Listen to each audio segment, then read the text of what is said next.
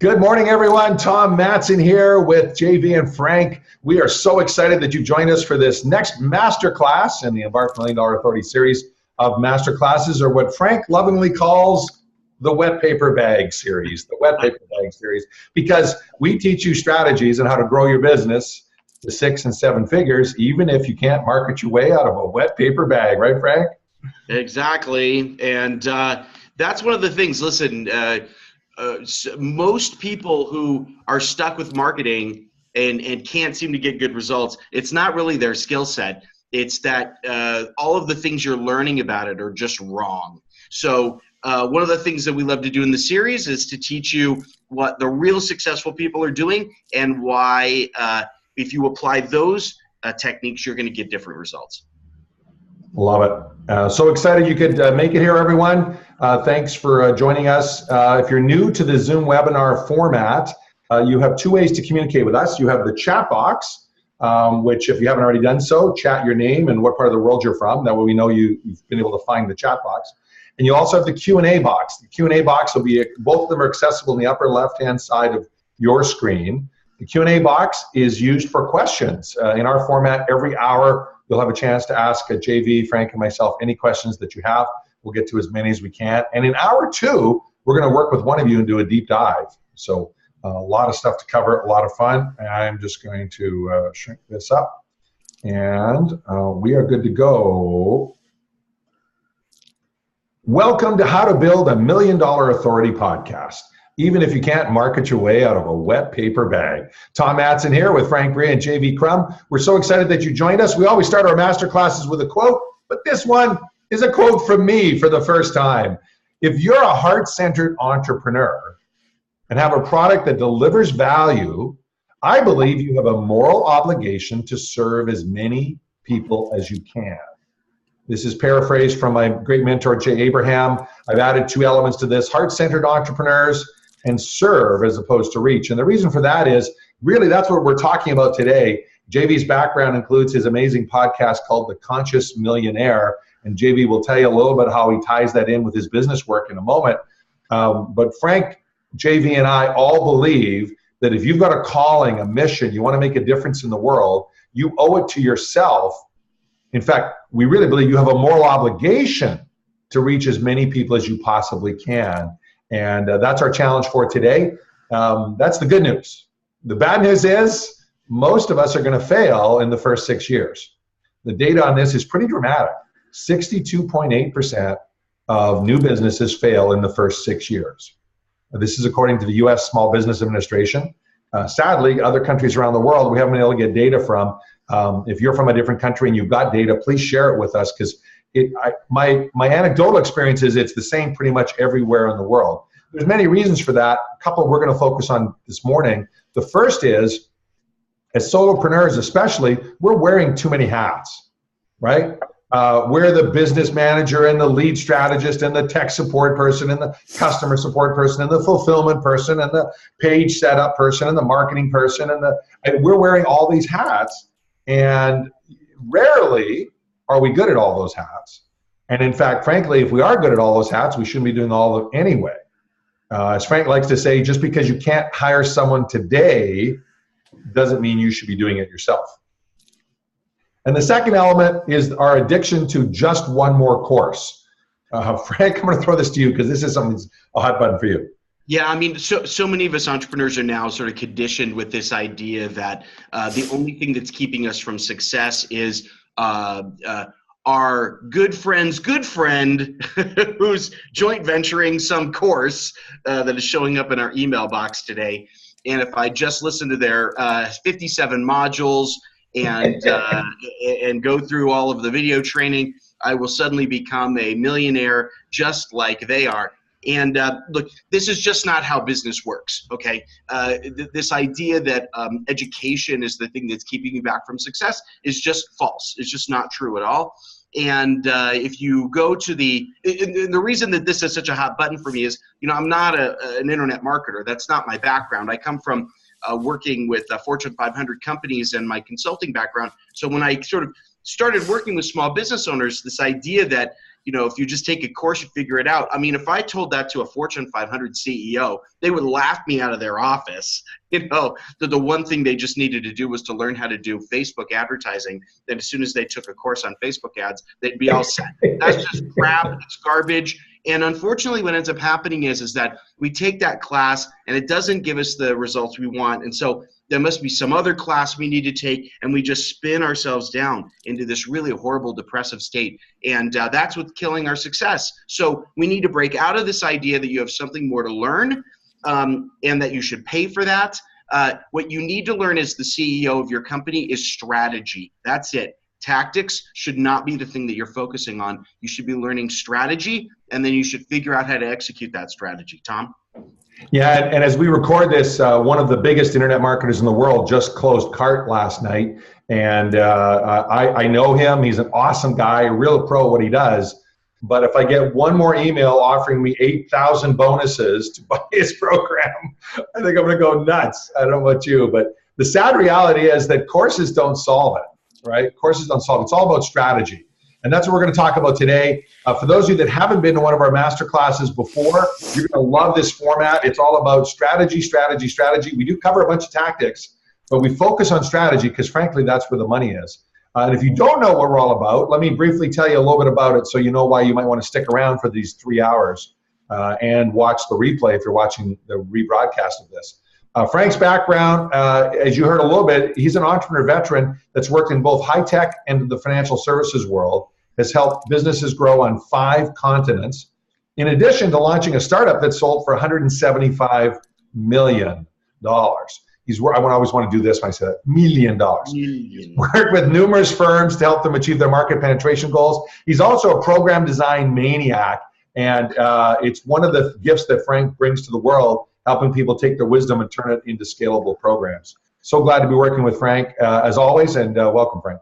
Thanks so much, Tom. Tom Matzen, my partner in this project. And Tom is an serial entrepreneurial veteran. The 82 businesses of his own he started, we always joke, this is like an odometer, and we have to kind of check the odometer every time we put one of these slides together to see if there are more businesses that have been started since we put the slide together last. But as he talks about making and losing millions, look, you cannot make millions, lose millions, and remake those millions without learning a ton of lessons about what it takes to run a successful business. And it's the application of those lessons that he applies to his own coaching clients, where they then can see this is someone who's got scars left from really applying these lessons in real life, which is why his own clients have generated more than $100 million of sales in dozens of industries across a number of different verticals. So thanks so much, Tom. Proud to be working with you on this project. You bet. Very excited. Our mission at the Embark Group is to empower entrepreneurs to embrace what we call the new norm in business of doing good and making money at the same time. And frankly, nothing could be better than to announce our new partnership with JV. JV's background is extensive in live, on-camera trainings, breakthrough for coaches and consultants, helping them go from 50 to 500,000 in revenues, and then develop the steps to, as he says, put it in their bank account. His podcast, Conscious Millionaire, was named by Inc. magazine as one of the top 13 business shows to listen to in 2017, which is pretty impressive when you consider there are 540,000 podcasts, the last time I looked at the numbers, out there in the world. So to make that is a real coup. And part of the reason it's a real coup is that JV doesn't just walk his talk, he does it at so many levels. We're going to talk about, your guest strategy, your syndication strategy, a whole bunch of other elements today. And we're also going to talk about how to actually monetize the podcast. And the interesting part, as you'll soon learn, is it's not about the podcast. We're so excited. We're launching our global partnership with JV Crum III today. Welcome, JV. Hey, thank you so much, Tom, Frank, and I'm excited that everybody is here because, you reach a point in your life where you've got this success, but part of the success is being able to help others and help transform their lives and lift them up and give back. And that really, for me, is a lot about what this is about today is how can we help people really do it right? Because I'm so tired of seeing people launch podcasts and on average, the stats I've seen, they're gone in 6 to 10 episodes, and it really doesn't do anybody any good. I want you to do it right, but I also want you to build your authority in a way that's going to make you money and create a big impact out there. Yeah, so excited to talk about that. Let's cover our agenda today. We have lots to cover. If you're not used to our master classes, we cover different material every single hour, and you have a chance to ask us questions every single hour on that material. In the first hour, it's all about creating high-ticket, high-margin offers that you leverage your podcast to generate your revenue. And we're going to talk about that and how important that is and how important to create scalable programs in hour one. In hour two, we're going to go through the entire 2-year plan to create a $1 million authority podcast. Every aspect of that, including all the 12 things you need to do for your podcast, will be covered in that second hour. And in the third hour, we're going to talk about some of the most important things. We talked about the failure rate of small business earlier. The third hour is all about how do you absolutely guarantee your success? What do you need to build in? And there are 4 elements we're going to talk about in that hour. Some of them are easily the most important, profound business learnings I've ever had. And frankly, had I learned them sooner, that made and lost millions wouldn't have happened so often. And so you're going to really appreciate this, especially if you're new to business and you haven't had those dramatic ups and downs that invariably happen to many of us. Please learn from our mistakes. Don't make them yourself. It's so much less costly. Every hour, we'll open it up for questions. In the Zoom webinar, for those of you that are here live, you'll see in the upper left-hand corner the Q&A box.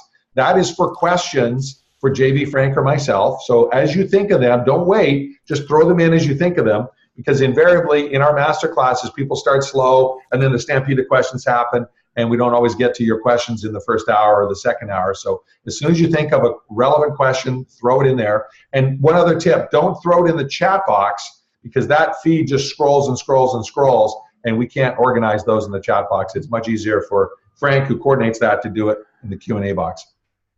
At the end of each hour, we'll also invite you to join JV, Frank, and I. For those that want some help creating a $1 million authority podcast, we'll talk a little bit about that each hour. If you're not used to our master classes, though, you do not need to step up to that to get value from today. Our entire master class is designed to give you tons of value over the 3 hours. That's why it's not a quick hit and dump webinar format. Even when that was popular and working, I never really found it very fulfilling, because you couldn't offer much help. You could basically just tease and position and shatter some myths and then move on. We don't believe in that approach, and we'll talk about that a little bit every hour. And for those of you that stick around to the end, we're going to give you 2 very special gifts, one of which is a copy of all of today's notes. And so whether you're here live or watching the rebroadcast of this, stick around to the end and we'll give you a copy of the entire presentation deck, what us old fogies used to call the slide deck, at the end. We'll tell you how to claim that. All right, that's the agenda for the 3 hours. Lots to cover. Let's jump right into hour one. Hour one is about creating high-ticket, high-margin offers. This is the key to building a 7-figure authority podcast. And this is the mistake that probably 98% of podcasts make out there. Frank and I had the pleasure of speaking at the New Media Summit, Steve Olsher's big podcast event in September. That's actually where we met JV. He was one of the icons. They had 40 of the top podcasters in business in one event, and all the attendees got to meet the 40 icons. This was a pretty cool format, and then Steve's doing it again in a couple months. JV will be there once more. The challenge is, though, the vast majority of even icons aren't monetizing their podcast. And so we want to talk about that. And in fact, we want to start this whole thing off with JV just sort of sharing why he's doing this, why he's involved, and why he wants to give back. JV? Yeah, it's interesting because my whole journey started when I met another podcaster at an event no longer existing, New Media Summit, that was New Media Expo. And it was in New York, 2013. And she interviewed millionaires and she said, "Can I interview you?" And that interview came out September. And I immediately got like $23,000 worth of coaching clients in 3 days. And I said, wow, there's something to this whole thing. I think I'll be a guest on more shows, right? And in fact, I had a speaking coach because I was going to go and do the keynote speaking thing. And I said, well, why do I want to do that when I can enjoy a wonderful lifestyle, from my microphone in my home. And so I started getting on a lot of shows, no intention of doing my own. I went to that same event, New Media Expo, in January 2014, and noticed that every breakout session had something about podcasting. And I immediately said, you know what, you're going to do a podcast. Now, it took about 7 months before I started recording.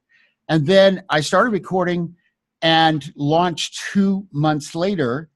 But I put together this massive launch plan, and bang, right out of the chute, I was incredibly successful. We had 30,000 downloads the first month. We had 150,000 the third month. And it was incredible. Everybody started flocking, wanting to be on the show, and it just became synergistic. Everything we did just seemed to be working, but we were constantly, I was in looking at my numbers 15 times a day. We were changing tweets. It wasn't by happen chance. I put an hour, literally a year's worth of work of probably 15 times a day, looking at everything, seeing what was working, watching patterns, figuring this out. And, we come forward. Now I'm launching my 4th podcast this week, actually. And so I have 4 podcasts, syndicated radio shows. I'm about to go on 44 more radio shows. And I'm so much about my entire purpose in life is to empower people. And I want to see people empowered to do this right, because this is one of the biggest mediums. It's not only is it not going away, it's getting bigger by the day. And if you're not involved with this and you have any inclination at all to get behind a microphone and try it out, this can be the real ticket, because I've had people like John Gray on my show 8 times. How would I have known John Gray? Or Jack Canfield, who now, he was in Florence recently, and he was emailing me, hey, what restaurant do you think I should go to? So all of this has completely transformed my life, and I want to see it transform other people's lives. Love it, love it, love it, love it. Now, the one warning, if you're seeing JV's photo, is that becoming a successful podcaster will remove your hair. Yeah, we're actually waiting, Tom, for my new photos I've had done. So yeah, I shaved my head, did a whole new thing, and I got to say, I love the new shaved head deal. I like the new look way better. In fact, before we met, and I told you this, we'd seen all the icons that were at the show, and we're like, okay, which are the ones we want to make connections with when we're down there speaking? Frank, trying to figure out who I am, right? Yeah, well, but you were one of the ones, but I remember looking at this power look, this East Coast power look with the tie, and I'm thinking, what is it, like Senator Crum? I don't know. Oh yeah, no, it's really funny. Now that I've shaved my head, I have all these amazing ties that someone called JV's not wearing anymore. All of a sudden, all that changed as well. Yeah, I haven't had a tie on it. I haven't had a tie on in a year, and I'm pretty sure happy. Frank and I both relate to that strategy. I said we got a new lifestyle here. Yeah. But the great thing I do want to share is I just last year I traveled for 6 months, and I podcasted, I coached, and I traveled and did the 3 things that I most enjoy. And that's one of the great things. This year I'm doing Eastern Europe, and I'll take my microphone with me, and I can podcast and interview people from anywhere in the world as long as I have an internet. And that's something cool about this. Literally, it's a profession at this point. Yeah, absolutely. Love it. So let's jump ahead on this. So here's a question I want you to ask. And for those that are here live, then I see a bunch more have joined us. Thanks for doing so. I want you to answer this question. We kind of teased this a bit, but I want you to think about it. What's the purpose of your authority podcast? Just type in the chat box what you think the purpose is of an authority podcast. If you're going to create one, or if you have one already, what would your purpose be? Your most wanted response, they call it in marketing terminology. Sue said not her hair. Sue, you can get extensions for your hair. Not to worry. Don't worry. All right. Those of you here live, this is the audience participation part of the call. There's all kinds of people from all across Europe, Canada, Australia. I haven't seen the Aussies yet. At 9 a.m. Pacific time, we don't get a lot of Aussies. We usually get them on the replays. Yeah. Shout out to our Aussies and Kiwi friends watching the replay. To give great content, thank you, Linda. Helping healing-centered entrepreneurs get over their money fears, thank you. Parnaby, building bridges with people so they can access them, good. Lynn, raise consciousness. William, authority, credibility, positioning. All perfectly good answers, and all wrong. We believe, and we're going to show you today the proof behind this, we believe the purpose of your authority podcast is to position your high ticket offer so that people step up and you can change their lives. And in the process, make a ton of money. Make a ton of money. Now, in order to do that, you need to do all the things you guys answered. You need to do that as part of what happens.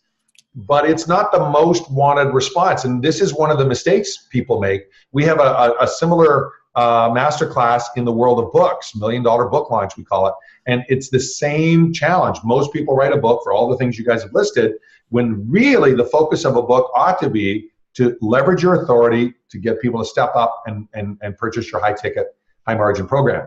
We've said that a couple of times now, and some of you may be going, what the heck's a high ticket, high margin program? And it's a pretty important part of this strategy. So I'm going to pass this over to my partner, Frank, who is the guru of creating high ticket, high margin programs. Frank? Yeah, so let's talk about specifically this high ticket program thing. There's 3 things that need to be in a high ticket program. Number 1, you need to be solving a 6-figure problem.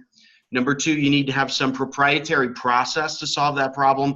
And number 3, you need to have a scalable solution to deliver the results to your clients. So let's talk about why you need each of those things. So first of all, what would happen if you didn't have a scalable solution? Well, I don't know about you, but I really don't want to be working for every dollar I make for the rest of my life. If you don't have something scalable, that means that every dollar that you're going to earn is going to have to come out of your time. Not only does that mean it's connected directly to your efforts, but it's going to be limited because your time's limited as well. Okay. Well, what happens if you don't have a proprietary process? Well, this is where you run into the problem of differentiation. If you don't have something special, you will be just like everyone else. It'll be very difficult for you to differentiate yourself and to really stand out in a crowd full of a lot of people who are trying to change a lot of people's lives. And finally, why do you need a 6-figure problem?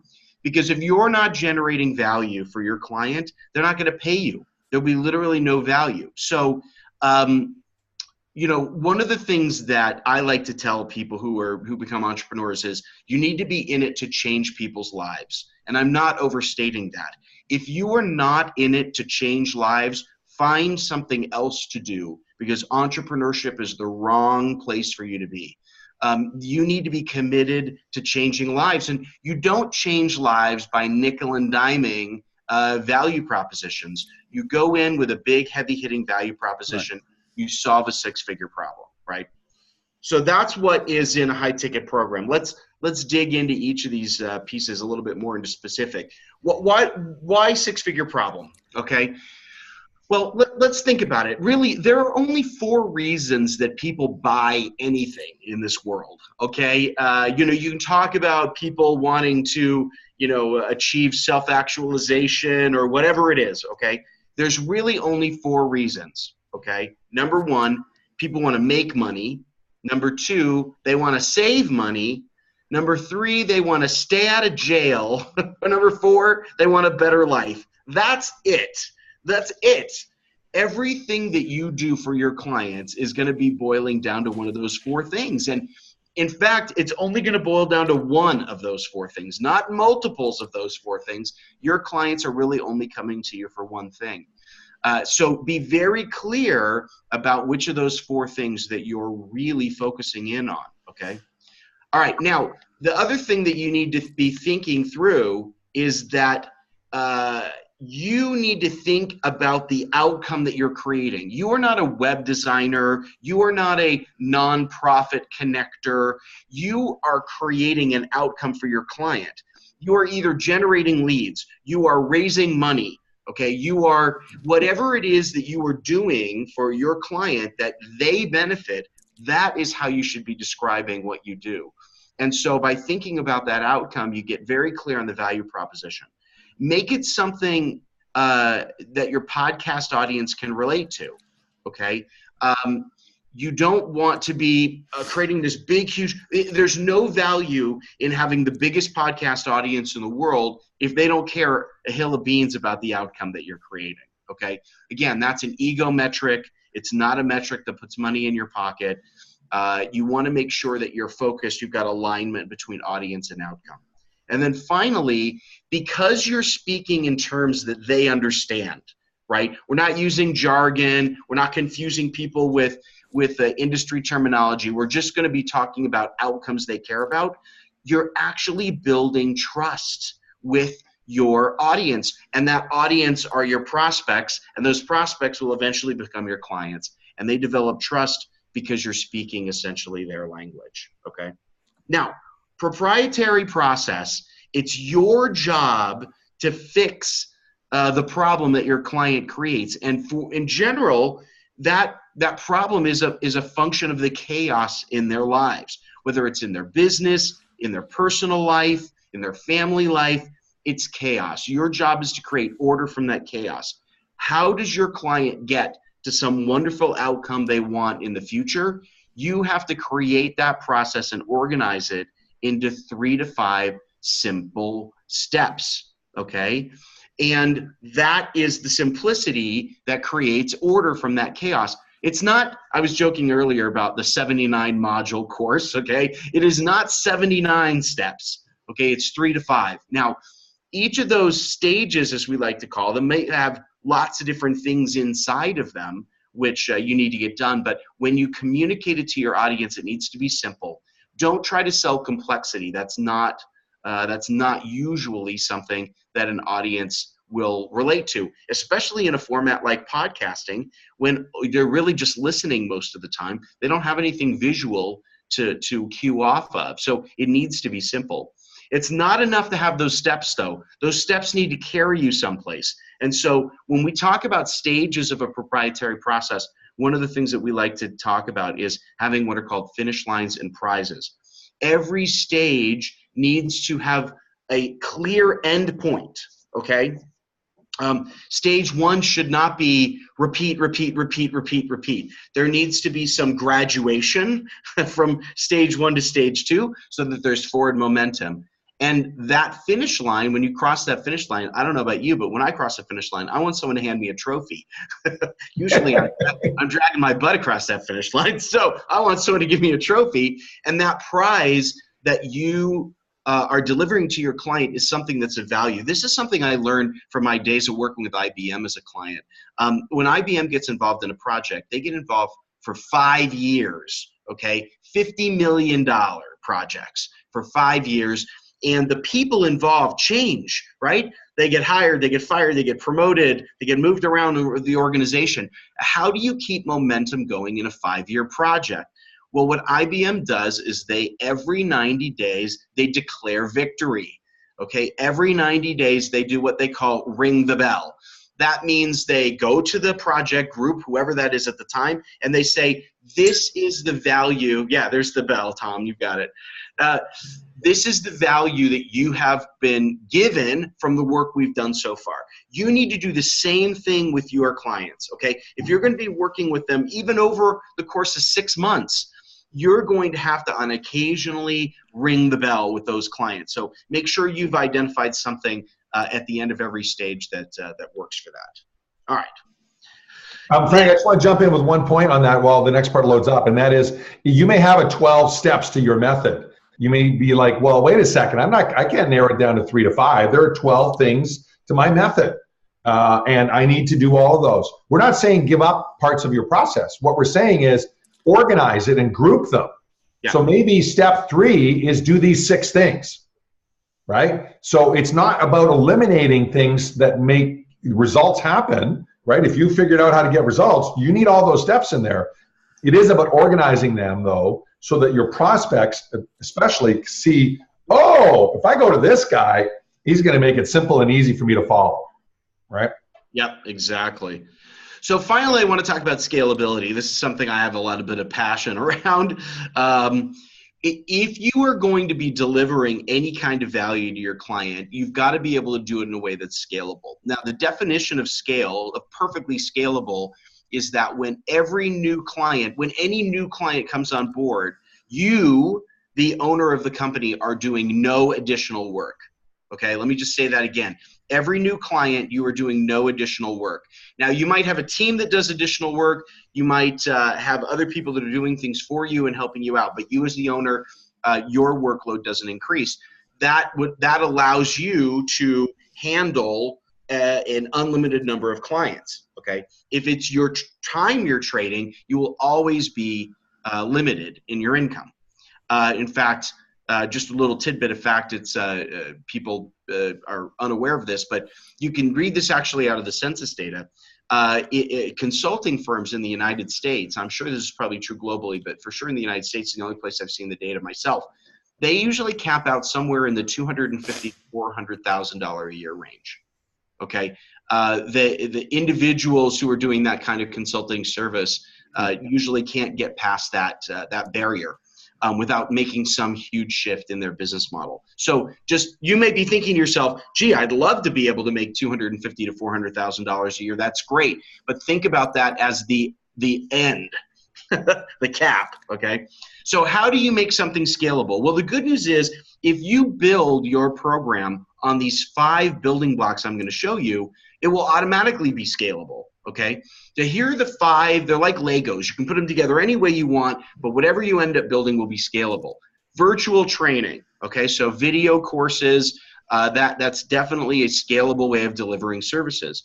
Masterminds. Now, when I talk about a mastermind, I'm talking about a real mastermind.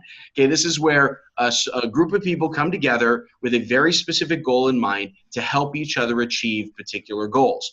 You facilitate the mastermind. You're not the guru. You simply facilitate it. The participants help themselves. Okay, I say that because a lot of people, after they've written a book or launched a podcast, go, I'm going to launch a mastermind. And that means we're going to go to Tahiti twice a year, and we're going to meet online. But there's really no purpose for any of this except for people to follow them around to Tahiti. I don't have a problem with Tahiti, by the way.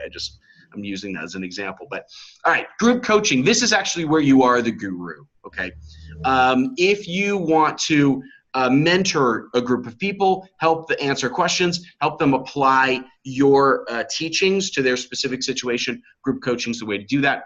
Done for you services. This is where a lot of people get confused. Wait a minute, Frank, you said it had to be scalable. Done for you services aren't scalable. Not true. Custom project work is not scalable. Okay. Done for you services is where your business has a very specific outcome that is manufactured for your client. You do the same thing every single time, like a manufacturing process, and then you deliver something for your client. This is not Burger King, okay? You don't get it your way. This is not where your clients come and they can change everything and all the substitutions. I was joking, Tom and I were joking about this because I know Tom's a foodie. I went to a restaurant in Phoenix a while back, actually Scottsdale, and it was great food. It was amazing food, really well known.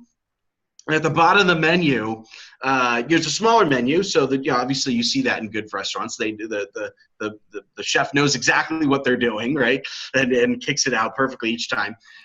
At the bottom it says substitutions will be politely declined.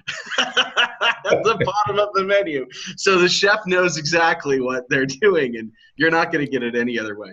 That's a done for you service. And then finally, live events and workshops are great opportunities for you to connect in a live format with your tribe and to teach, to mentor, but to do so in a scalable way. And as long as you're using these 5 building blocks, you'll have something that's scalable. So those are the 3 things I really want you to focus on in building a high-ticket program.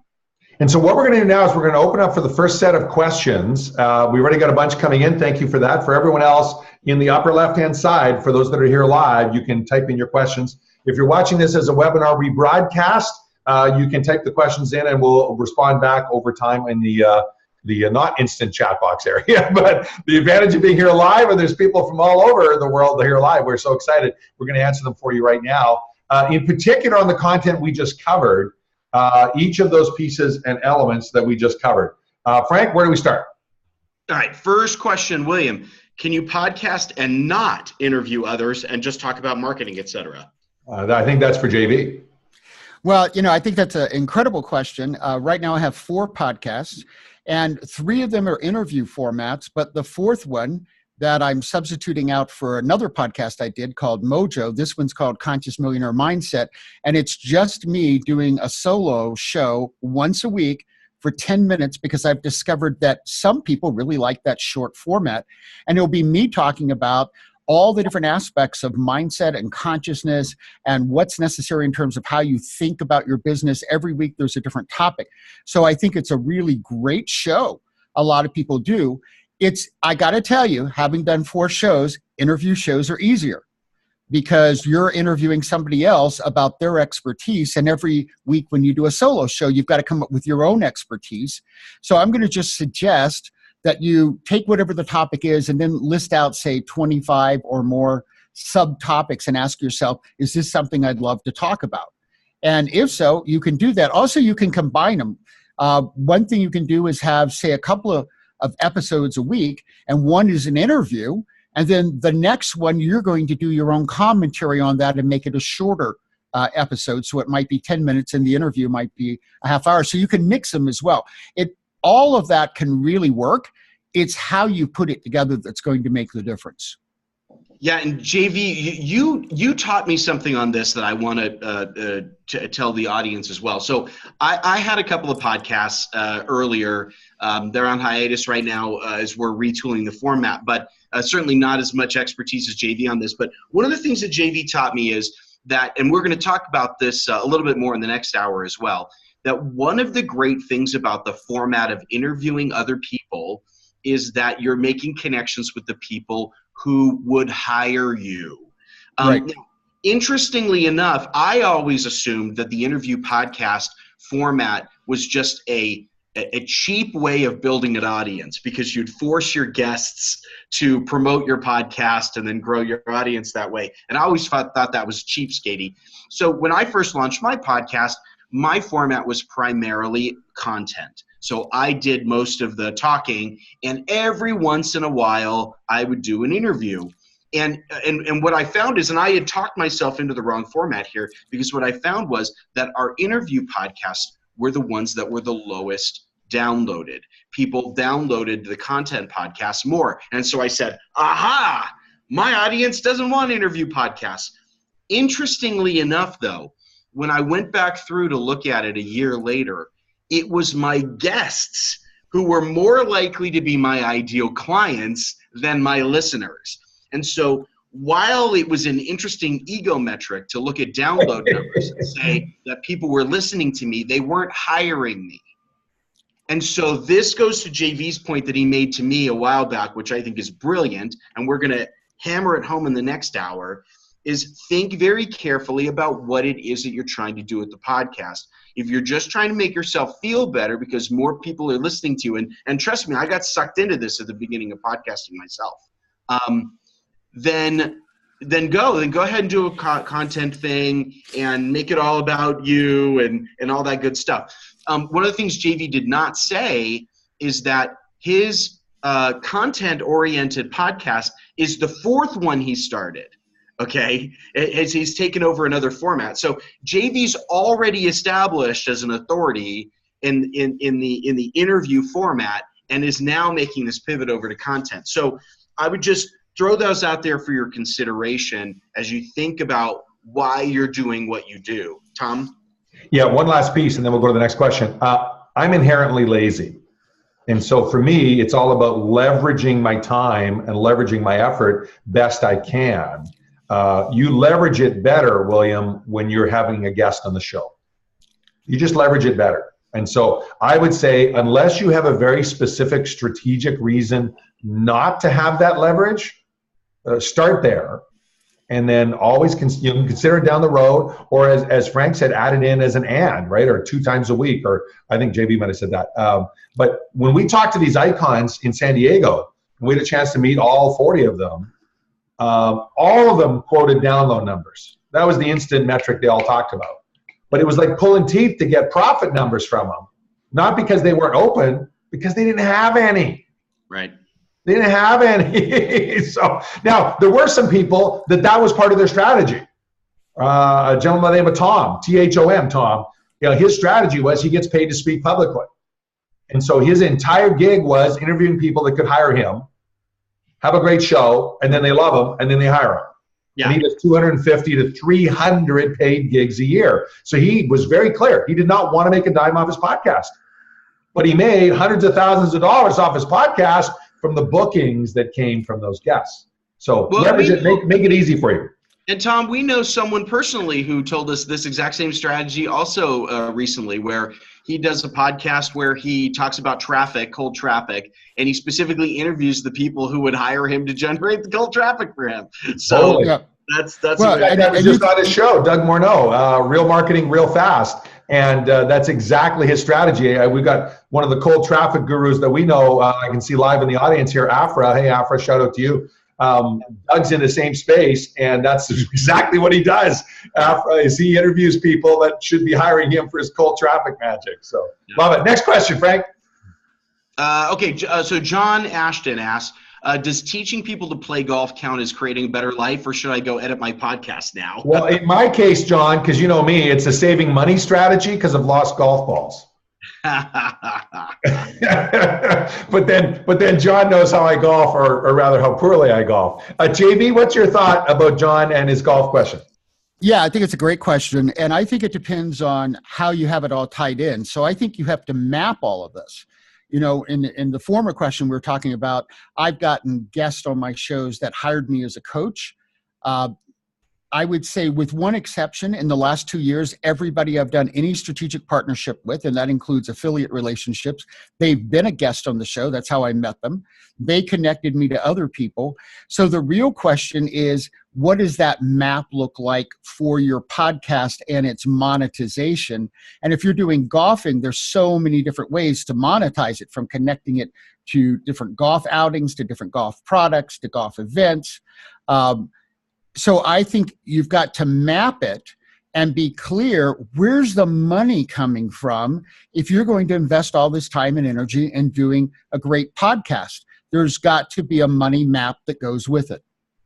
And we're going to cover that a bunch in the next hour, John. So you're going to like that part of the next hour. We're going to talk about the bridge between the monetization and the content. And then I think good ideas. Yeah, and I think this is true. There's a lot of podcasters that consider themselves hobby podcasters, right? Because they're really only talking about something that they think is a hobby for themselves. When they start to make that transition to, I got to make money off this somehow, I think you really need to think carefully about what that is. So let me just add one more thing in on golf and better life.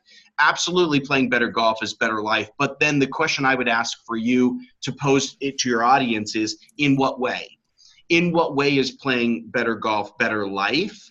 And if that's the case, then think very carefully through how you can be expressing that better life in terms of what it is that you're talking about with the golf. Is it just you're happier, you get through faster, you make more network connections, you're spending your free time? I don't know, but you need to be thinking about what that better life looks like for your audience. Well, and you know, Frank, we're going to talk about this later, but this is one of 12 aspects that you've really got to nail to do a great podcast. And one is knowing who that listener is that you want.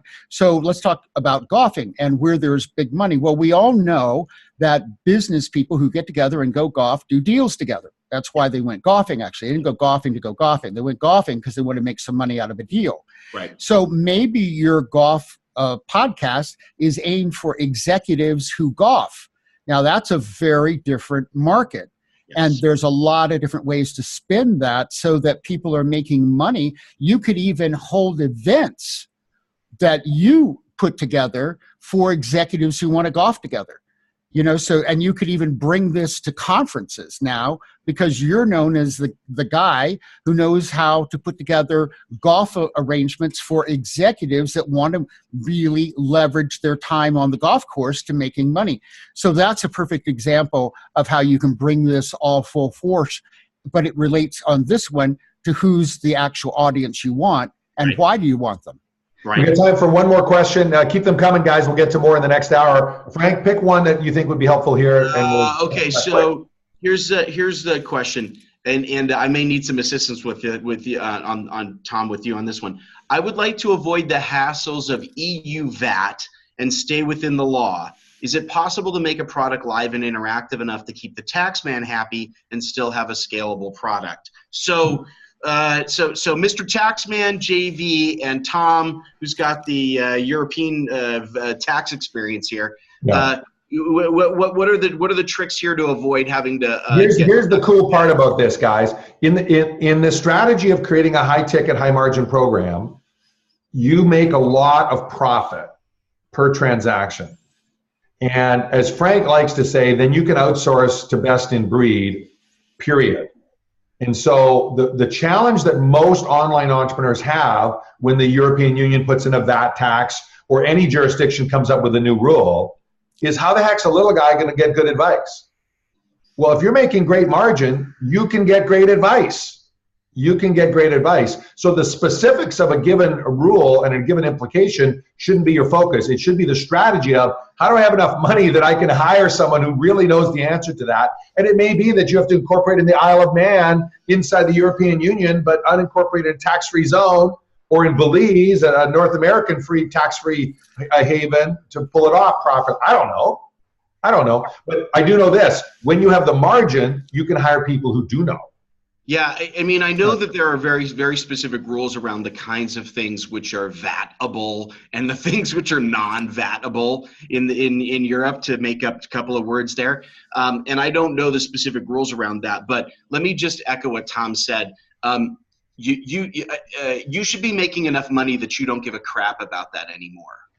I mean, honestly, dancing around the tax man is a scarcity problem. Dancing around the tax man is a problem where you've got low margin and you're worried about that. That's just the wrong way to be thinking about business, like in general. You want to be making enough money that you've got your tax expert and you're paying your VAT happily because you don't care anymore. There probably are ways of dancing around that. I don't know, JV, if this is an area you've got some. Yeah, it's very specific to every area. So I think trying to give it tax advice in this format is really, by the way, not this a good is one. not tax advice. Because I'm an attorney, so I have to disclaim I'm not giving any tax advice. Right. But I think that, Frank, I think you're really hitting it on the nail. It's really about margins. And if you set something up where you have enough margins, you can handle the taxes. All right, and as promised, guys, we'll get back to questions in the next hour. As we promised at the start, we want to spend a little bit of time at the end of each hour just inviting those of you that want help doing this, creating a 7-figure authority podcast. We're going to talk a little bit about that, about how Frank, JV, and I can help you do that. We're super excited. This is the world launch of this. You are the very first people. Those of you that are live are the very first people to see this information anywhere in the world. And not only that, you're going to see there's an extra special advantage for those that might think it's a good fit. For those that aren't looking for the extra help, I would encourage you to focus for the next couple of minutes on our offer so that you can help structure your own high-ticket, high-margin offers in a way that make it a no-brainer for people to consider it if they are a good fit. And our position is this: give us 24 months, and we'll help you build $1 million authority podcaster business guaranteed. 24 months guaranteed. We'll create your podcast and your funnel. We'll help you generate your first $100,000 in sales when you pilot your program, and then we'll help you scale that to $1 million within 24 months. Let's break this down and give you an example here. So first thing I want you to think of is, what would you be willing to do? What would you be willing to do if you could create a high-ticket, high-margin program and an authority podcast, have exceptional cash flow within 90 days of starting your business, get ongoing coaching and mastermind support directly from us to support you with the challenges you're going to face, and scale your business to 7 figures within 24 months. We call this the $1 Million Authority Podcast Program. And let's break that down so you can see what the 5 stages of that program are. The first stage is where we fix your model, right? In this stage, we look at all the elements of what you've got. We look at your mindset. Do you have a millionaire mindset structure? This has been huge for JV, and it's an essential part of this program. And it's a new element that JV is adding to our partnerships. For those that have seen our other programs, this is brand new stuff, and we're super excited about it. It's also about designing an authority-based business model that integrates with your values and your vision for making a positive impact. If you just want to make money, this is not for you. If you want to make a difference in the world and make money, this could be for you. Then we're going to create or fix your high-ticket service program. Some of you may have one and it needs to be more scalable. Some of you don't have one at all. We'll help create one and we'll help you validate it so that you know it will work. And then, of course, we'll set goals. So in the first stage, you have a validated high-ticket program. The very next stage, we pilot this model and you actually start making money from your program before your podcast is launched. Before your podcast is launched. You remember we talk about how do you make a 7-figure business? Part of that is having margins. Part of that means having cash flow so that you can afford to outsource to best and brightest instead of you doing every single aspect of your podcast. This way you get out in piloting stage and you get your first $30,000 to $50,000 worth of cash in your pocket. Quality leads, closed sales, enrollment calls, and we teach you the process of the strategy session and how to do this. And then so in the second stage, you'll generate $30,000 to $50,000 in committed sales. Now we launch your podcast. Or for those of you that have an existing podcast, maybe we retool it or we add a second one, as the case may be. Something in alignment with the strategy created in the first stage. All three of these first stages will happen in the first 6 months of working together. So at this stage, we'll make sure your podcast is up and running, including setup, registration, technical construction, organizing royalty-free music, voiceovers, guest booking services, launch marketing for the podcast. All this is included. This is an extensive done-for-you service to get you up and running and launched with a podcast that's consistent with this new business model. Stage 4, now we build your lead generation machine around that. And this is one of the mistakes I made in business as early as 2 or 3 years ago before I met Frank, is that I would create my lead gen machine before I had a scalable model in place. And as some of you who know me, I'm pretty good at that. So I would create a whole bunch of chaos all around me because we'd have all these leads without the system to support it in behind. And trust me, the reason my bio still says made and lost millions is because the chaos that creates is not something you want to model. It is not something you want to model. Instead, you do these first 3 stages. Now the lead generation machine comes into place. We create a master class. We create a lead magnet. We create the traffic flow processes for that and teach you how to fine tune and monitor what's working and what's not working, because lead generation machines they need constant monitoring, constant assessment and monitoring. And then the 5th stage is scaling to 7 figures. This is where we take what you got, we put you in a high-end mastermind with other entrepreneurs that are scaling to 7 figures, and we provide you the training, the wisdom, the support, the mentorship, and the mastermind provides you the mentorship to scale to 7 figures. And the milestone is $1 million in committed sales within that 24-month period. Now, in order to pull this off, you need a combination of skills, accountability, and mentorship, right? Yeah, so we've surrounded you with everything that you need to get results. The first thing is we do have a learning center that is going to teach you the skills that you need, the strategies that you need. For example, closing sales, how to design and talk about that high ticket program that we're going to be building with you. So each assignment, this is not just some library of stuff that you just randomly access. This is each assignment guides you through the process and keeps you focused on the things you need to be working on. We have group strategy calls. Every month there are going to be opportunities to be mentored by the staff. That includes a call with JV. That includes a call with Tom and myself. That includes a Tom with our other coaches, a sales coach, mindset coach, and working with helping you improve your sales. You are going to get access to these folks to help mentor you along the way. Now, in the meantime, between those calls, you're going to have an opportunity to get real-time feedback.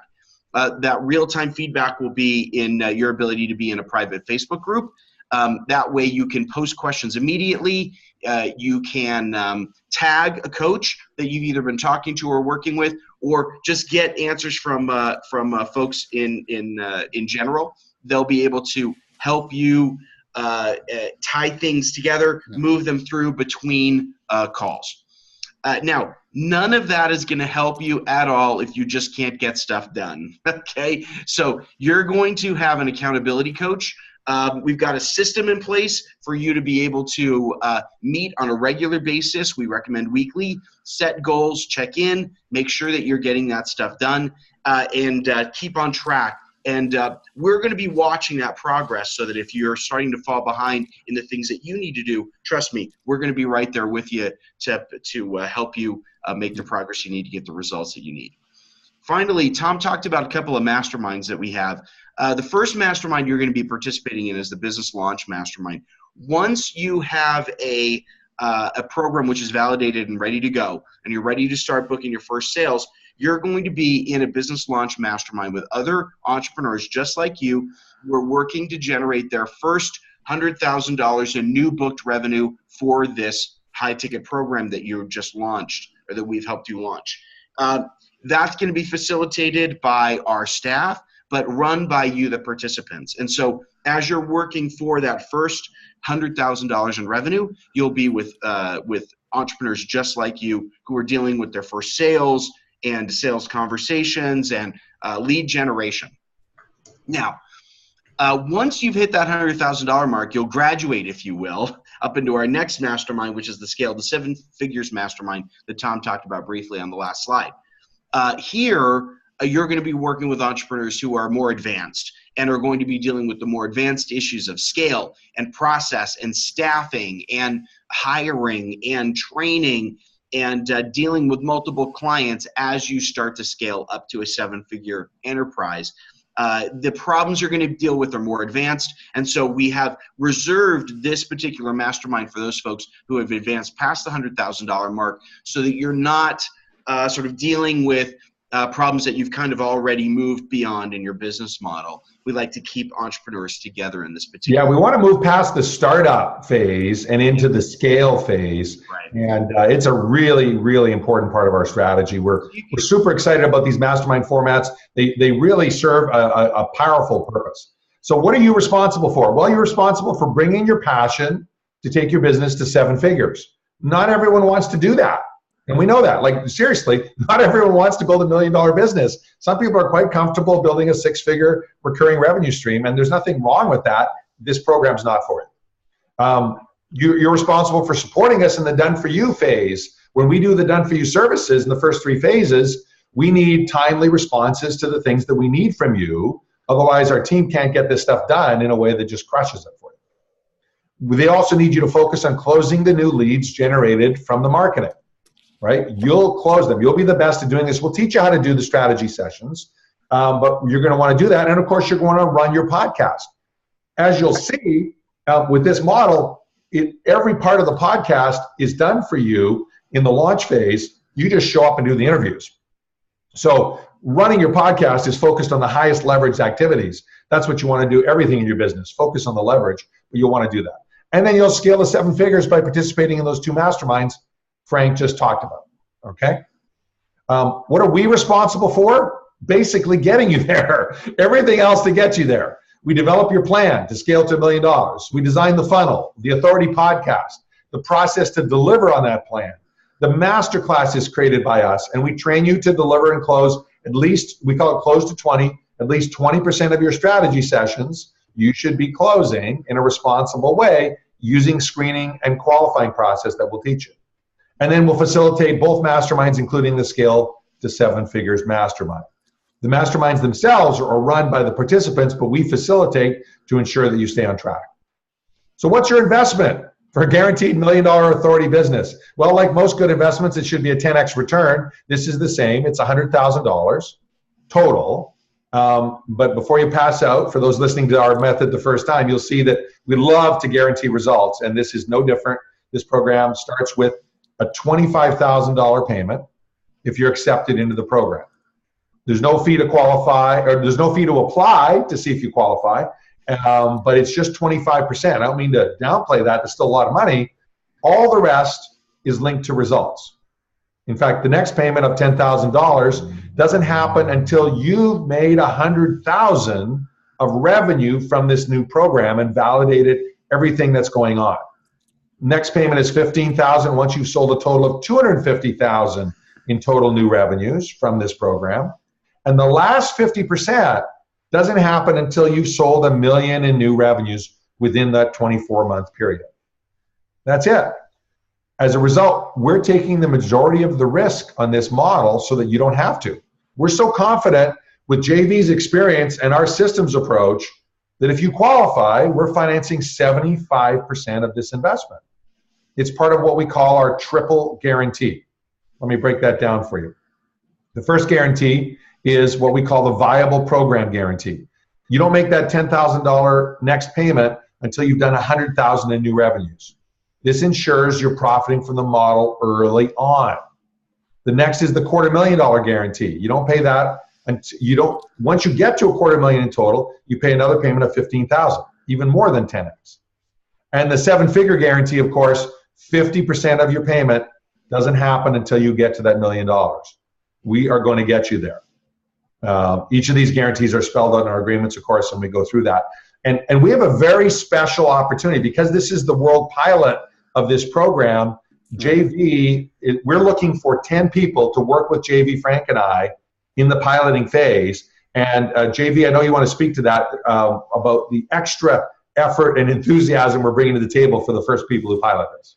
Yeah, I'm personally so excited, and that's why I wanted to put this deal together with you all, because I wanted to make it an opportunity for people to stop struggling and putting their money in places that don't end up being productive, that don't give them ROI, and to give them a way to build $1 million business, and they pay as they go for most of it. You know, it's all about results, and that's everything that I'm about as a coach. It's what my podcast is about. And so that's why I think this is such an incredible opportunity. And I'm particularly excited to be working with this, especially this initial group of 10 people, because this is an opportunity where we really get to get down, talk about what works, pull back the curtains over and over again, answer the questions, and really put together programs that are going to make a difference in other people's lives that you're doing. And it's going to make a difference in that you're going to build something that actually is making you money and changing your life along the way. I'm totally stoked about doing this. We're so excited. Now, for those of you that are used to the program marketing craziness, like just happened with Christian and his team, you probably would say, okay, now where's my stack of bonuses? You know what? This isn't about selling you a program that you're going to use or not use, sit on the shelf. This is it's not just a course, it's an entirely integrated skills, accountability, mentorship. So there are no other bonuses. Everything you need is included. And in fact, most of the key elements in the beginning are done for you services. So we know we can get it done for you. So your next step is really simple. If you think this might be a good fit, you apply for what we call a strategy session. Frank will throw the link in the chat box for those that are here live. For those who are watching the webinar rebroadcast, you'll see it below the video. And you book an hour with our lead partner, Jeremy, and he'll have a conversation with you and see if it's a good fit. There's no cost to apply. There's no a fee involved. It's just a matter of having a conversation. We do not want you involved unless we know we can crush it for you. We won't let you in. We will only say yes if we know we can crush it for you. And that we do that through our strategy session. So what if you love it, but your cash flow sucks today? That's my favorite question. It really is, because this could be the breakthrough in your entire business career. Frank, JV, and I believe never let lack of cash flow today stop you from generating the cash flow you want tomorrow. Just never let that. Whether you do this program or not, never let that stop you, right? If this is a perfect fit for you, we'll show you how to raise the money. And if you can't raise the money, we'll finance you. Especially if you're in the first 10, we're going to absolutely bend over backwards. If you're a great fit and just don't have the cash, we'll find a way to make it work. That will not stop you. You need to be a great fit, but if you're a great fit, we will do whatever it takes to make this work. Okay? So the link is there, $1 Million Authority Podcast, scheduling link. Grab a time if you're interested. In a moment, we're going to take a short break and come back with hour 2. But here's our final thought for you. We want you to make it in the 20% club. You know, 80% of the people out there, they're doing okay.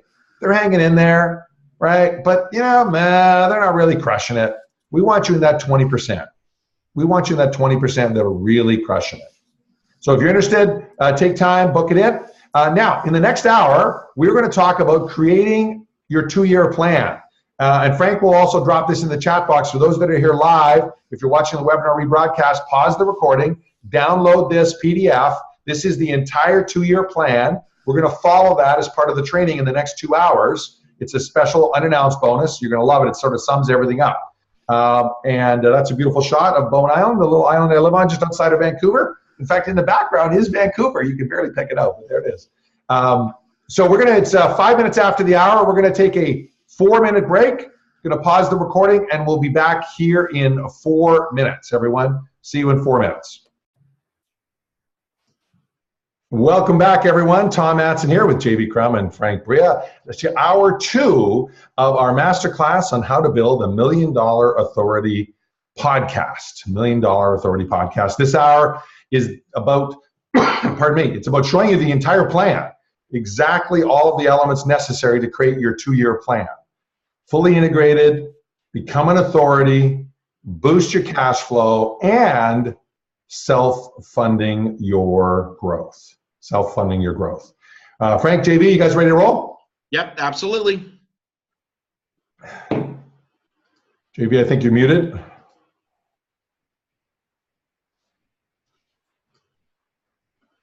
Okay, got a ping, we're off we go. Okay, so your $1 Million Authority plan has 5 stages to it. 5 stages to build your cash flow foundation. And you want to think of these as strategic planning in your business. We're going to talk about each of these stages in a moment and drill down deeper, but the first stage, you want to build your program, because if you don't have the high ticket, high margin program, you don't know how to set up your podcast to support that.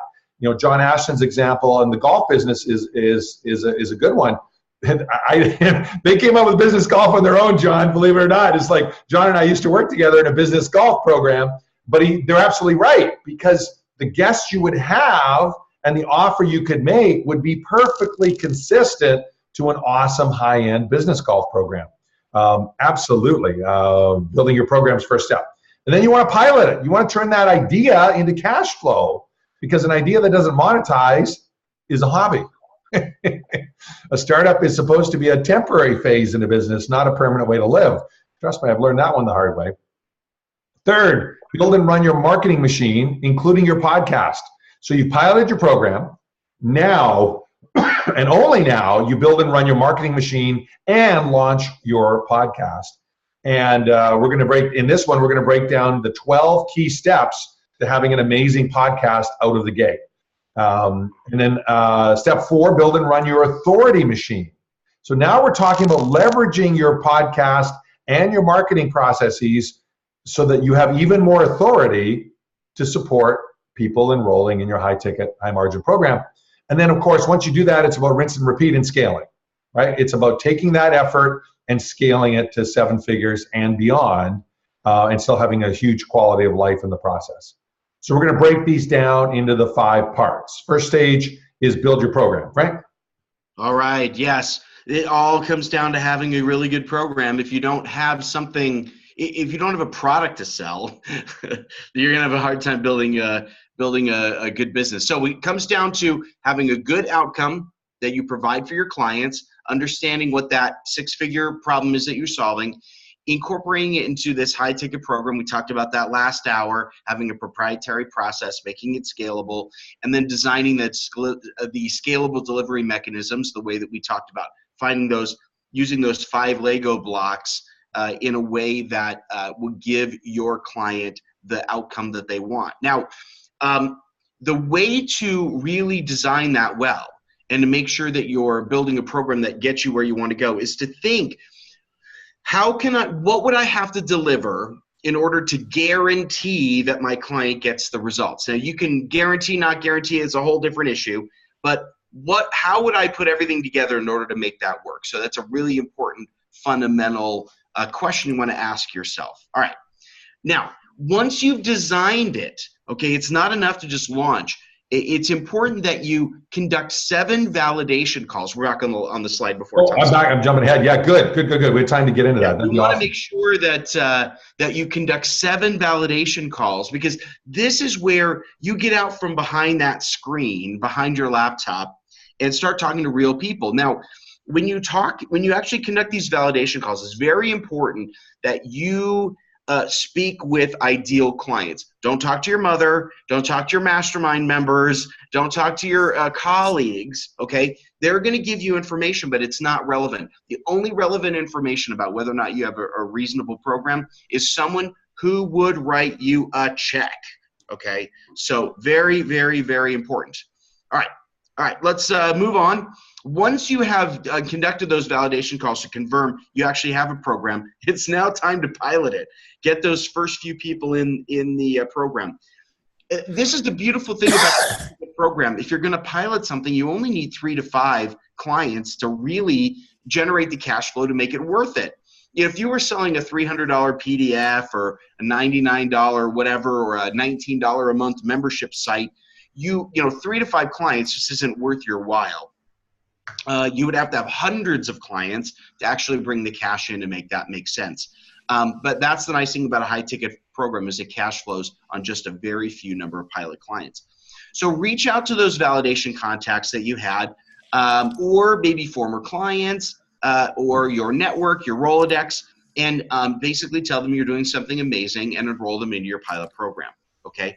Now, if necessary, if you go through all of that and it doesn't work, you might need to actually generate 20 sales calls. All right. Now, if you think about that, that's really not that many people to talk to. 20 people with the goal of filling that pilot program. And if you close, a third of them, then you should have more than enough pilot candidates for your program. And then, hey, you can celebrate that milestone because you've actually generated some significant cash flow by having the first few clients in. And so make sure that you celebrate that milestone. It's a really important thing to put those very first clients into your program. So that's how you pilot the program. Once you have gotten your first clients in, that doesn't mean they've run through the entire program, whether it's 3 months, 6 months, a year, but just enrolling them is the validation, the cash flow you're looking for. Now and only at this stage is it time for you to start building and running a marketing machine. This is where you have some kind of a lead generation free gift. This is where you use an online sales conversion event like a masterclass. Or some people still use webinars. We find webinars don't work as well as master classes these days. But whatever that is, that's what you're going to use. This is where you create and launch your podcast. Now, notice the order here. We have validated your back-end offer before we created the podcast that generates sales for it. Do you see how the order matters? A lot of people, what they do, and I made this mistake at first as well, is they create a podcast and they go out there and they generate a bunch of content. And then after a while, as they're kind of fishing their way through what it is they're going to sell and what people are going to buy from them, they find out there's a mismatch between the content and the podcast, or even the positioning of the podcast and that back end offer. So make sure you don't make that mistake. Make sure you know exactly where you're going. And in a moment, we're going to have JV take you through the 12 steps on how to have an awesome podcast out of the gate. We've got a couple more points into this slide, and then we're going to do that. But I just want you to be really clear. What Frank's saying is the order matters. Strategy matters here. The mistake almost every entrepreneur makes is what? We're now 2.5 slides in, and they start with this first point. Yeah. And if they're quote unquote a veteran entrepreneur, they might have an ideal target market and a focus for their podcast. But at best, they start here, right? You don't want to do that. You don't want to make that mistake.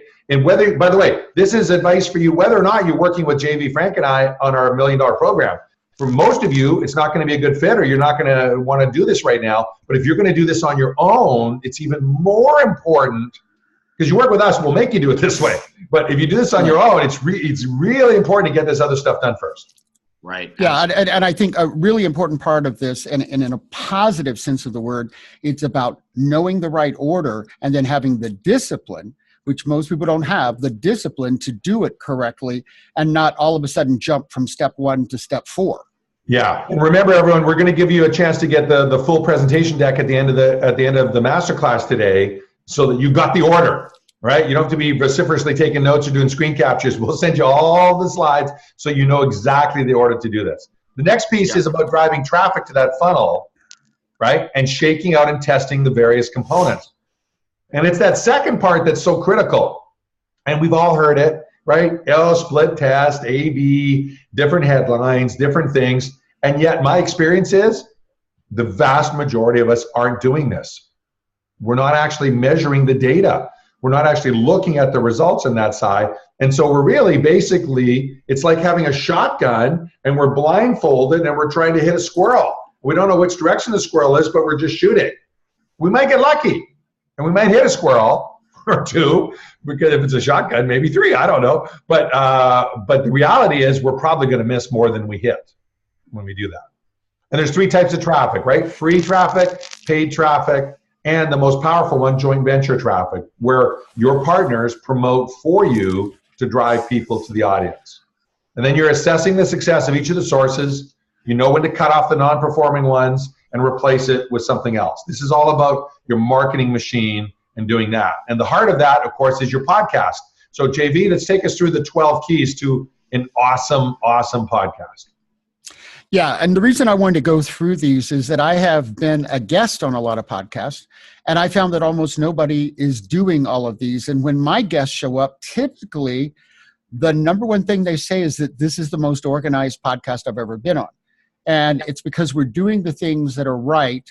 We've created the systems for doing them, and we know why each element is important because we've put time and energy into thinking through that element.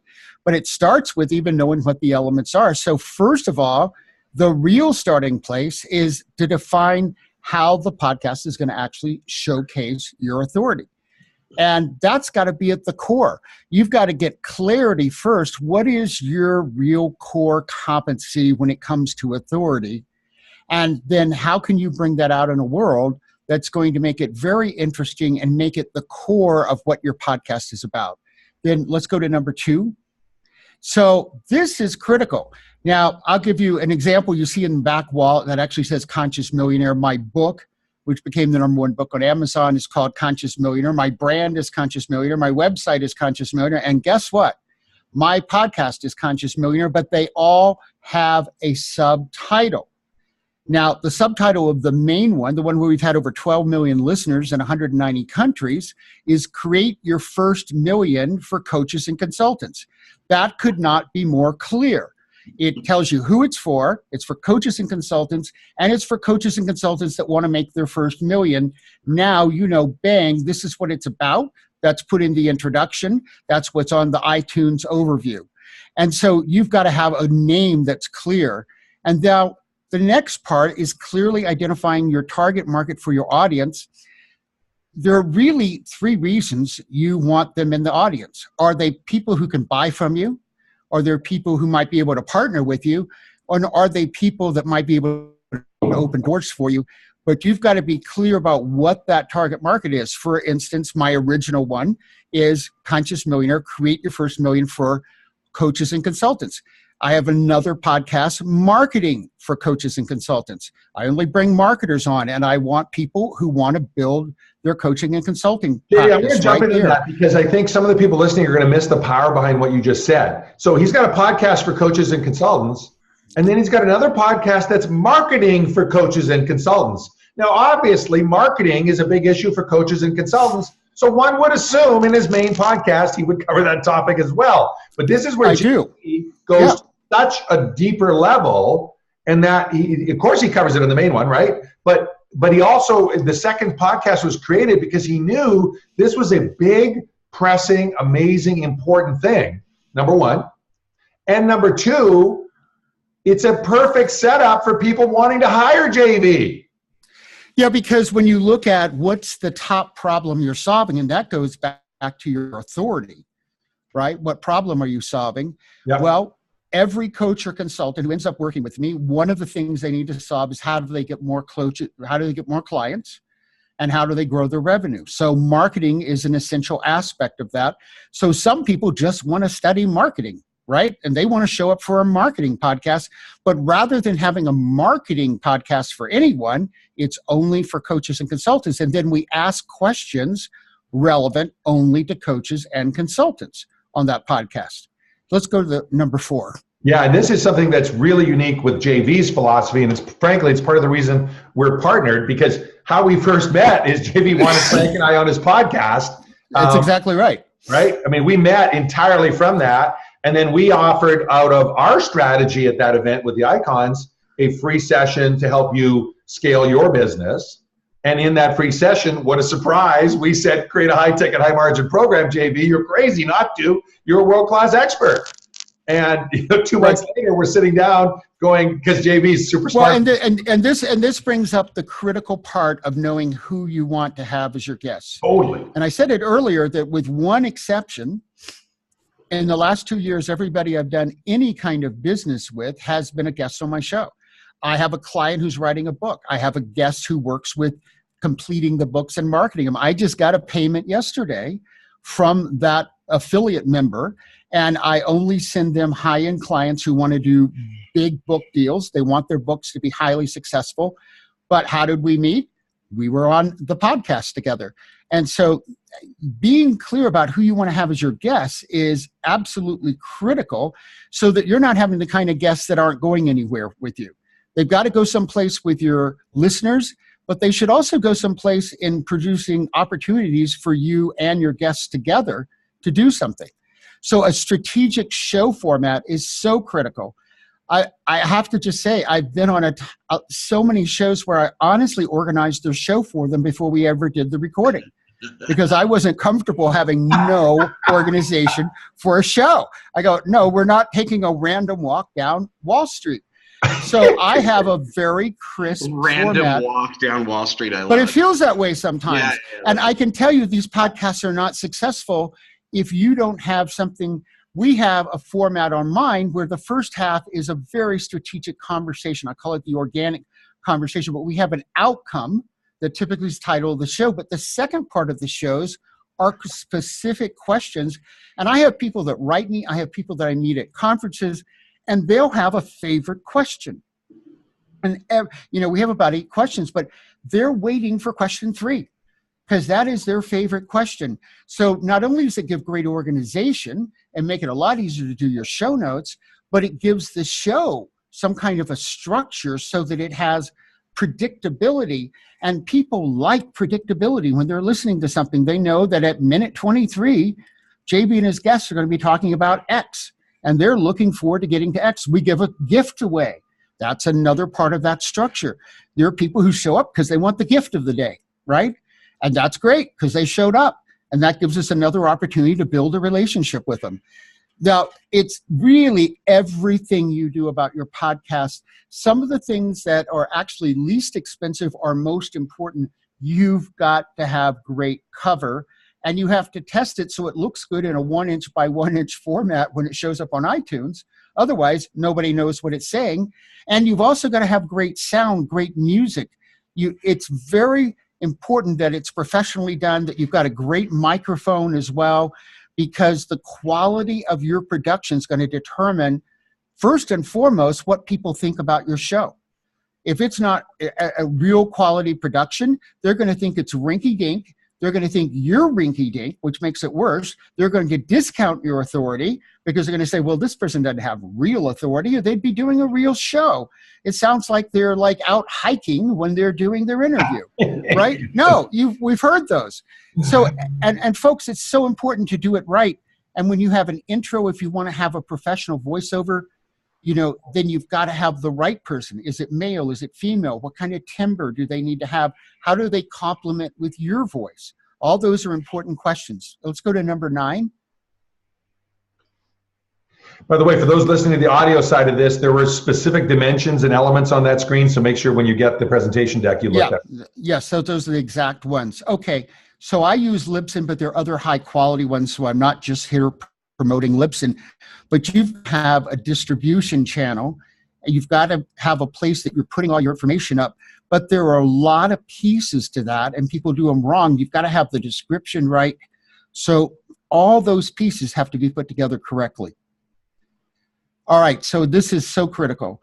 If you go to our website, Conscious Millionaire, you're going to see there's a podcast tab, and under that, each show has its own section and has its own player, so that someone could come to your website, and it's also on our homepage. Someone can come to your website, you've got a player, it's really well done, and they can go and search for any guest that you've had, and they can find that show, click on it, go to the show notes, listen to it, get all the basic information, And you've got to have some great show notes that show off your show. And number 11 is, this is so critical. You've got to have consistent call to action in every episode. We typically have 2 to 3 places that we have calls to action, and we test them and we test them and we test them. We test the wording of them. We test the length of them. We test the exact lead magnet we're sending them to. But this is where you're going to generate your interest. Every week, we're having people filling out surveys. We're having people go and put their name and emails and get our lead magnet. And then they have an opportunity to set up that enrollment call with me. All of that is set up, and it should be fully integrated so that your podcast is always representing your business, and the two are completely integrated together.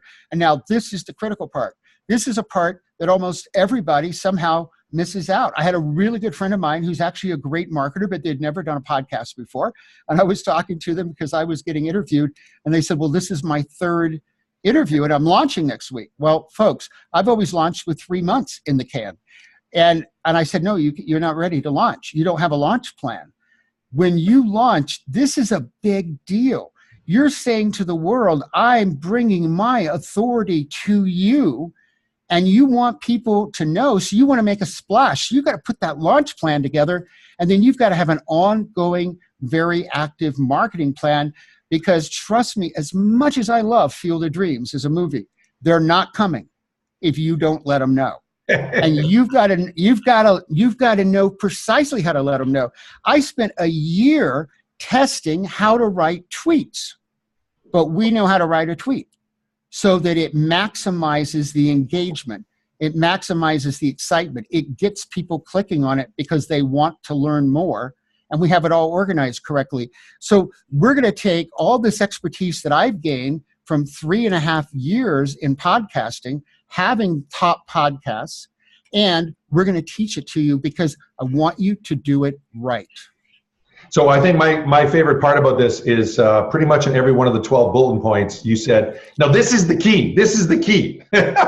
So I love that. Yeah. Clearly it's a good list you provided, JV, because they are keys to making this work. And you guys know JV knows his stuff, absolutely knows his stuff. Now, there's a couple other elements that you're going to want to focus on in your 2-year plan, right? This is the marketing. We talked about the marketing. Now you want to talk about scaling your authority, right? Which we say build and run your authority machine. So in the 2nd year, remember, this is things for you to do on your own. If you end up deciding to apply for a strategy session, and I see we've got some in already, thank you so much.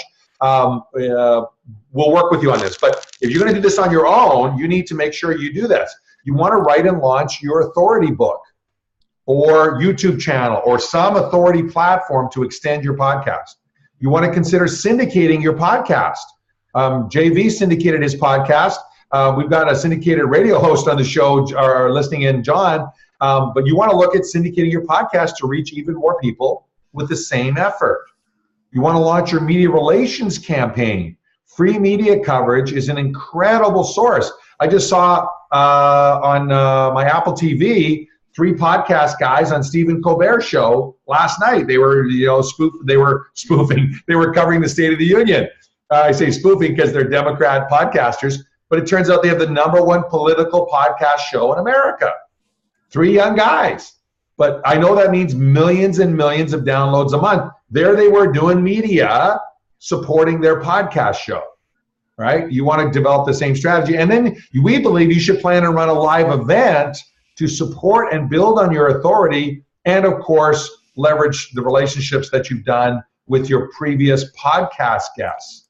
In the 2nd year, you've now built your authority. Now you can go back to these guests because you've hopefully kept in touch with them and nurtured that relationship. And now you can start to leverage that relationship and look for ways to help them scale their business and look for ways for you to scale that along.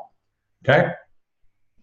5th, you guys are doing great. Thanks for hanging in here, everybody. The 5th element is scaling, right? Now that you've got your authority in place, you want to scale your business. So what are some of the key elements in scaling your business? Creating a super premium offer is one of the first things you want to consider. So whether you're charging 10 or 25,000 or 100,000, there will be an opportunity to develop a super premium offer above and beyond that. And then you want to consider, as part of that, 3 different ways you could scale your authority in doing what you're doing. You could franchise it, you could license it, very common strategy, by the way, or you could do what we call high-end business in a box, where you basically put it all together in a package and sell it for a premium amount of money and pat them on the back and turn them loose. So franchising, lots of effort, lots of cost, lots of element, lots of economic return. Licensing, less effort, still very economically lucrative. And business in a box, sell it, done, and you move on. You want to look which method fits best with your lifestyle and the income you want, and then you want to execute that method. Okay, so we're running a bit over here. Enthusiastic feedback from everyone. We want to do right now something really kind of special. If you would like us to work with you and build a 7-figure authority business, we're going to take. Can we do it in 5 minutes, Frank? Do you think? Because we got a lot of questions queued up. I don't think we can do it in 5. I don't think we can do it justice in 5 minutes. Okay. So what do you think? Should we jump to the questions and do this at the very end? Yeah, we could try to do it at the very end, or we can make, you know what? We might be able to make this spreadsheet available to all the attendees. Oh, that's perfect. You know what we'll do? So those listening in, if you stick to the end and ask for the masterclass presentation, we'll send over a spreadsheet that we normally go through. It takes 10 to 15 minutes. Frank's right to really do this justice.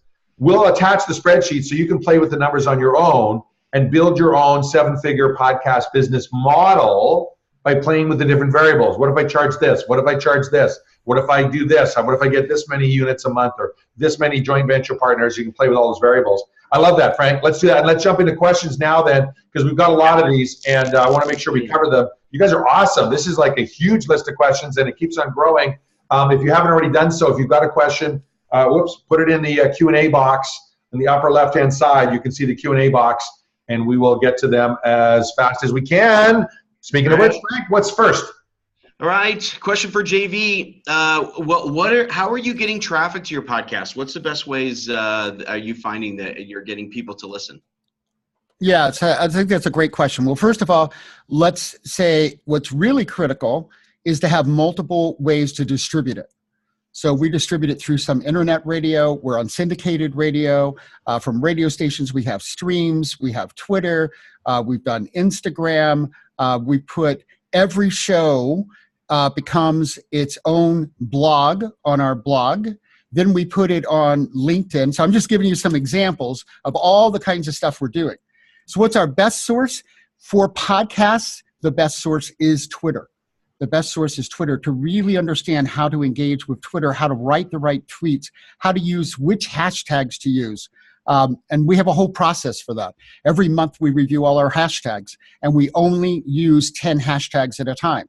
Now that forces us to get really clear about what's converting and why is it converting, and then we watch our conversions. And that's what I said the first year. I literally was looking at my numbers. I'm a numbers geek, I admit that, but I was looking 15 times a day, 3 o'clock in the morning.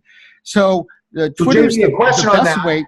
Because we don't have time to teach the entire hashtag Twitter strategy. Right. No, I'm not going to teach all of that. But if someone's not working with us and they're just wanting to do this on their own, what are some tips you can give them on how to shake that out?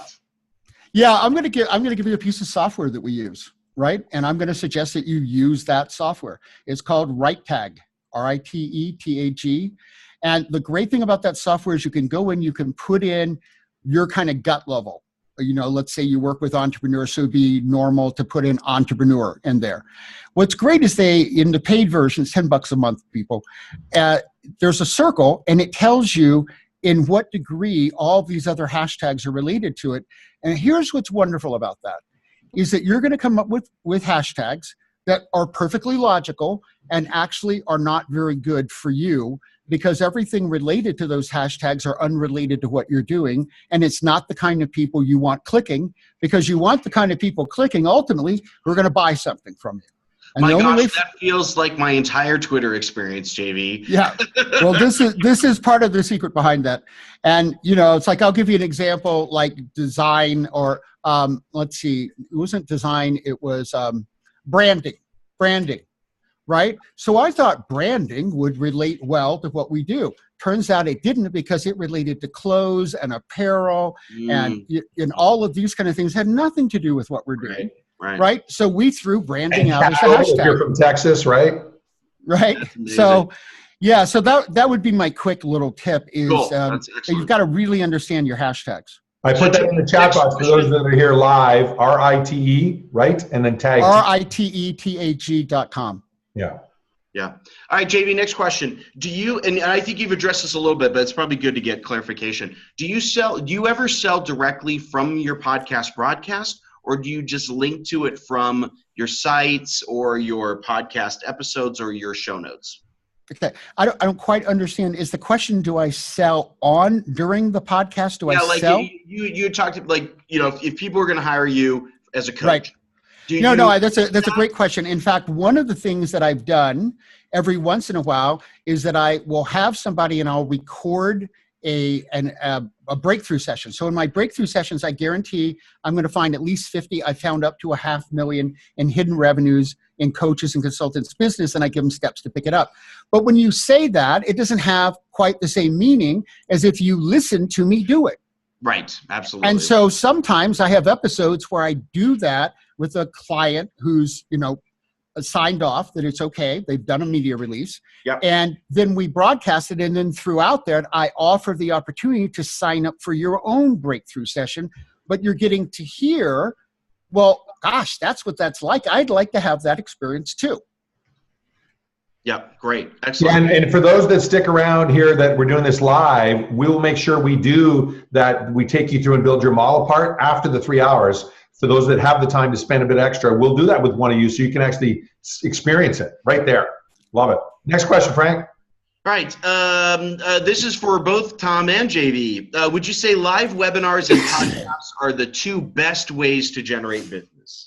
Well, I think it's an and rather than an or, first off. Live webinars, which are, for us, it's masterclasses, not webinars. Webinars stopped being effective about 2 years ago as we record this call. Early 2016, they really stopped producing the types of results they used to achieve. And frankly, because they don't really leave you fulfilled, they're not really good for a lot of other things too, like viral sharing and people engaging and supporting you and unsolicited thank you emails. One of our favorite things. One of our favorite things to get from someone that's watching a masterclass is an email back saying, my favorite thing was this and about this. And it really helps validate the work that you're doing. So masterclasses, but their purpose are to educate and inspire the right people to raise their hand for a strategy session. Very different component than establishing the authority from a podcast, right, JB? Yeah, and I want to address the live versus recorded. So I'm a guest live on radio at times. I'm a guest sometimes on podcasts that choose to be on a live platform. That's a very, very, very small percentage of podcasts. And the reason is the quality in having a great podcast is that you go through an editing process. And so all these anything that's a sneeze or all that's taken out, time lapses are taken out. Sometimes we have to take out a little bit of content just so we can get it within the time frame because we're running on a clock when we put it on our radio shows. So I strongly suggest that your podcast be pre-recorded, and it also gives you the comfort. I've been able to take off as much as a month last year and travel to the Caribbean where I knew I wasn't going to have great internet connectivity all the time, but I'd already pre-recorded 4 months in advance. So the great ability in podcasting is to be able to produce a very professional show, pre-record it, and then if it's the Christmas holidays or whatever, when people really don't want to be signing up to do your podcast as a guest, your podcast is still going, but you can take those couple of weeks off and take a vacation. Next question, Frank. All right, next question. JV, you have the best mic. What brand is that? Well, thank you. Well, this actually is Audio-Technica, and I guess it really heralds why you should buy great stuff once. I bought this. It was a $300 microphone because I remember thinking it was a lot of money when I bought it. I never bought a microphone. I bought this in 2004. I've never had another microphone. And it's fantastic. That's before Al Gore invented the internet. That's a long time ago. Yeah, that was before we had the internet, right? Not really, but Next question. I'm concerned my target market is not on Facebook, Reddit, and other typical places for internet marketing. How do you reach high net worth individuals who will pay high fees? So I'll speak to that one. Part of what the magical world of Facebook allows you to reach any audience you want, anytime you want, pretty much if you can describe them. And I'll give you an example. If you were to target high net worth CEOs and founders that had a minimum of $1 million, actually let's use a half, because I know this data point, a minimum of $500,000 a year income, and a minimum of $2 million in assets outside of their home, and they live in America, and they're married still, like successfully, happily married, and they have 2 kids or more. All of that, there's 154,000 of those in the US. And Facebook told me that. I was actually on someone else's masterclass, and they took us through a live exercise to do that on the spot with Facebook. Now, the income segmentation is unique to America. It's unique to the United States. I am a Canadian. We can't even do it north of the border because of the data sharing rules in most of the world. You don't get access to that. But in America, yeah, everything's for sale. So you can't get the individual person's name, but you can get a list that you can then market to and target very, very specifically. In addition, LinkedIn is an incredible source if you're able to profile occupation.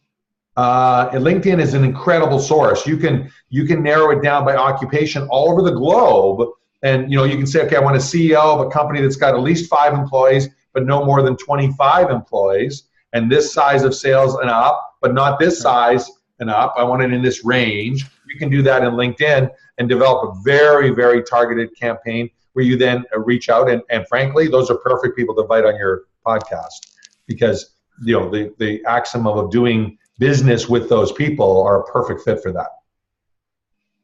Yeah. We get time for 2 more questions, Frank. All righty. Let's see. Is it better to have a $3,000 program or a $10,000 program to maximize results? Well, when you play with a spreadsheet, you will find this.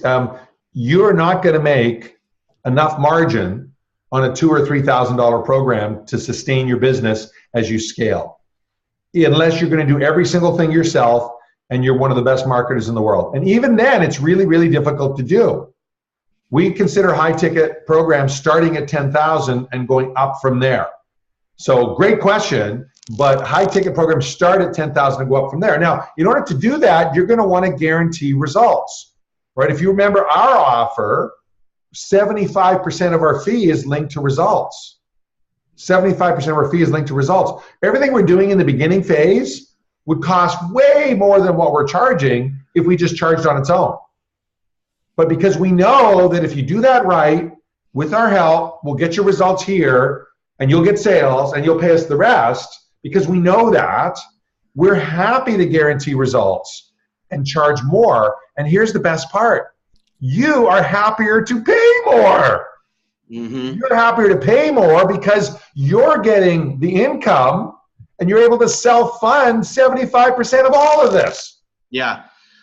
Yeah. So someone just commented on that and kind of to challenge this notion, and I want to speak to it like very bluntly, because this is one of the big problems in internet marketing today. So the comment back was, so-and-so is doing $3 million a month and their program's $2,000.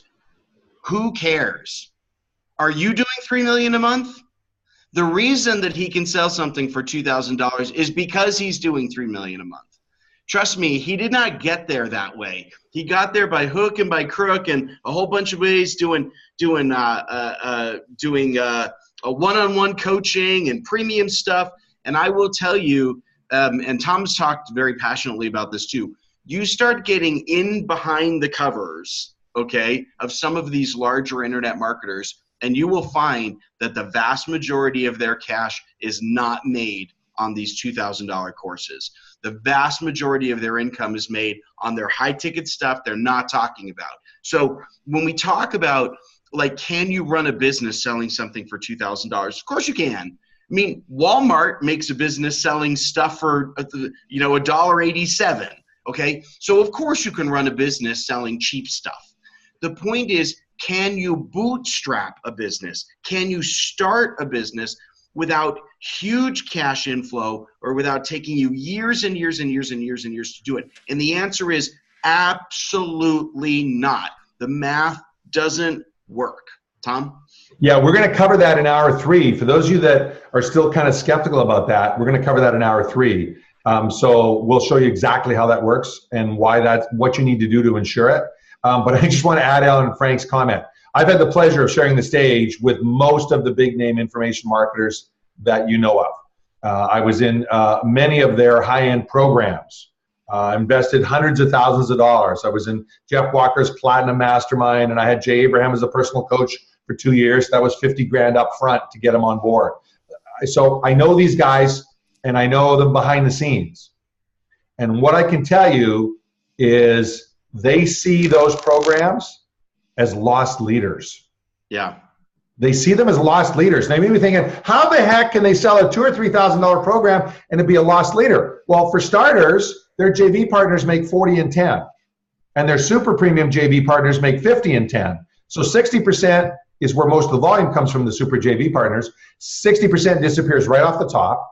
Yep. And then when they're running these promotions, what you may or may not know is the big boys are giving away $100,000 cash prize or a new Tesla or a new Ferrari or this or that as the grand prize, and they're 100% giving it away because the top guy gets it no matter what. Yeah. And they're hiring a launch manager, which is a minimum of $25,000 a month for a good launch manager. And nowadays, the really good ones want 5% of sales. Right. On top of that. On top of $25,000 a month. So these super heavy hitters, and I know some of them, they're awesome. Like some of them are really amazing people, but they don't make money off of their launches. Yeah, and the reason that we're so passionate about getting this message out is because they leave people with the impression that their business model is built on these small ticket courses, and it's not at all. And so many people are killing themselves trying to put that $500 online course together or that $3,000 online course together, and are not making it work, and they're being left with this idea like, what's wrong with me? The money comes in, then the money goes out. My clients don't get results from any of this stuff, and blah, blah, blah, blah, blah. So that just isn't where they make the vast majority of their money. So anyway. And here's the other dirty secret that they don't want to tell you. But Frank and I have made it our mission. We call it the education marketing cabal. 70% of the people, minimum, that buy these programs never finish them. And of the 20 to 30% that finish them, 70 to 80% of those don't get results. Right. Yeah. I invested over $70,000 buying Product Launch Formula. I love Jeff and his program and his method. I was in his high-end mastermind. And while I was there in those 2 years, we did not make money off of a single launch. And I'm a pretty good marketer. In fact, it was only when I stopped using the method and used the strategy on my own that it worked. Yeah. And then Frank and I, we hooked up about a year ago as we recorded this masterclass, and we launched our Embark program, and we did our first 7-figure launch. And then a few months later, we repeated it and did another 7-figure launch. And so that was, that's 5-6 years of test, experiment by some pretty good marketers. Yeah. So here's the thing for you. If you care about your clients getting results, you don't want to sell them a course. Mm-mm. You want to give them skills, accountability, and mentorship wrapped up in a program where you can build redundancy in. And that's actually a perfect transition because we need to talk a little bit about the opportunity to work with JV, Frank, and I, and we're going to do something different this hour because of timing here. I want to get right back on schedule because we got a ton of content to share in the third hour, and then we'll stick around at the end and answer questions. I'll be here as long as you've got questions at the end. So thank you for sticking with this. But what I'd like to do right now is this, and JV, I didn't get a chance to prep you for this, but because of the timing, I think it would be perfect just for a moment. If you could speak, we're going to go around the horn here and just speak from the heart as to why the three of us are doing this and why we're excited to offer this opportunity to work with some people to build them to become a 7-figure authority podcaster. And JV, why don't you start us off with just, from the heart? Yeah, I think it's a fantastic question. For me, it's pretty simple, and I'm very strategic, and you all are very strategic, is we have a unified vision of what we want to accomplish and why we want to accomplish it, and we bring a complement of skills together in order to make sure we do accomplish that. That's why I think this is a great team. Love it. Love it. And what's your thought for someone that's considering maybe never done a high-end program of any type? What's your thought for that person sitting there reflecting on whether or not they should book a strategy session? What's your thought? Well, first of all, you have absolutely nothing to lose to book a strategy session. I think it's a no-brainer. It's like when somebody, does a session with me, it's a no-brainer. You're going to walk away with so much value no matter what decision you make. And how can you possibly evaluate whether this is a good experience for you unless you come kick some tires and find out for yourself, well, what would this look and feel like to me if I did it? And so I can tell you that if you really want to make money, you really want to build that $1 million business, you want to do it with the highest probability of success possible. You want to eliminate as much risk. And what's risk? Risk is the probability of not getting the outcome you want. So I would say that the biggest thing is that you're going to eliminate some risk. You're going to get insights as to what you really want, and you're going to learn about yourself and how much value you actually have and what it's really worth in the marketplace. I love that definition of risk, JV. I love that definition of risk, not getting the outcome that you want. That's a great way for an entrepreneur to assess risk. I love that. Thank you. Frank, your thoughts? Why? I mean, we've got several Embark partners. We're scaling and growing our business. Why are you excited to launch this partnership with JV? Look, I remember Tom, when you and I were talking first about whether or not we would even design this kind of a program and who would want to work with. And when we had an opportunity to work with JV, I was like, Tom, do whatever it takes, figure it out.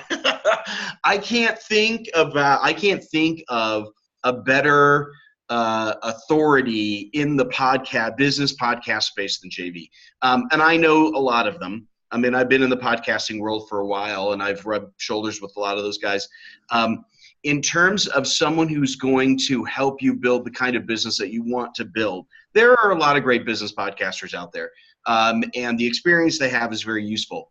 But what JV brings to the table is the focus on helping you do it right, not do it their way, not do it his way or any other way, but literally focused on you getting success. And I know that there are successful business folks out there who want to throw some tidbits at you or stand up on stage and look big or whatever. But JV is the real deal. Like I've seen him talk. I've seen him work with people. I've listened to his podcast, how he works with other folks. And this is someone who's really dedicated to making things work for you. Now, that's not going to be any better than coaching without wrapped around with all this other stuff. And that's what makes me so excited about this opportunity about working with JV, because you bring his business acumen and strategy with basically getting all the crap done that's keeping you from being successful today. I mean, the fact of the matter is that most people don't get results because they don't do the work. Okay, they just don't do the work. It's not really, I don't know that you don't want to do the work or whatever. Some psychologists can figure that out with a better skill set than I have. But generally speaking, what is going to be in your way of building an authority business? 1, your product sucks. 2, you don't have a podcast. 3, you don't have a marketing funnel. Okay, those 3 things we're knocking off because we actually do it for you as part of this. Okay. You are going to have a killer product because the 3 of us are going to make sure it is. We're going to sit down. One of the things that I do with every single one of the program participants here is I am going to help you build a program that sells. Okay, that's what I do. And when you add in Tom's expertise and JV's expertise in positioning and getting this right and making sure you've got the right ideal target markets and the lead generation, you're going to be guaranteed to be killer right out of the chute. Second of all, we're going to build the podcast for you. we're going to make sure that it is quality. If you have one today, we're going to retool it for you to make sure that gets done. That's all done for you. And then finally, the entire lead generation funnel that has to be there to take people from just hearing about you to turning them into clients. We're going to build it all for you. So when you think about it from an investment perspective, that initial $25,000, I mean, there are people who pay way more than that just for the funnel. Okay, so this is a no-brainer in terms of investment level. And the first 10 people who get to work with JV personally in a very intimate way to get the success here, because JV wants to be able to crow, from the top of the rooftops that the first 10 people knocked it out of the park.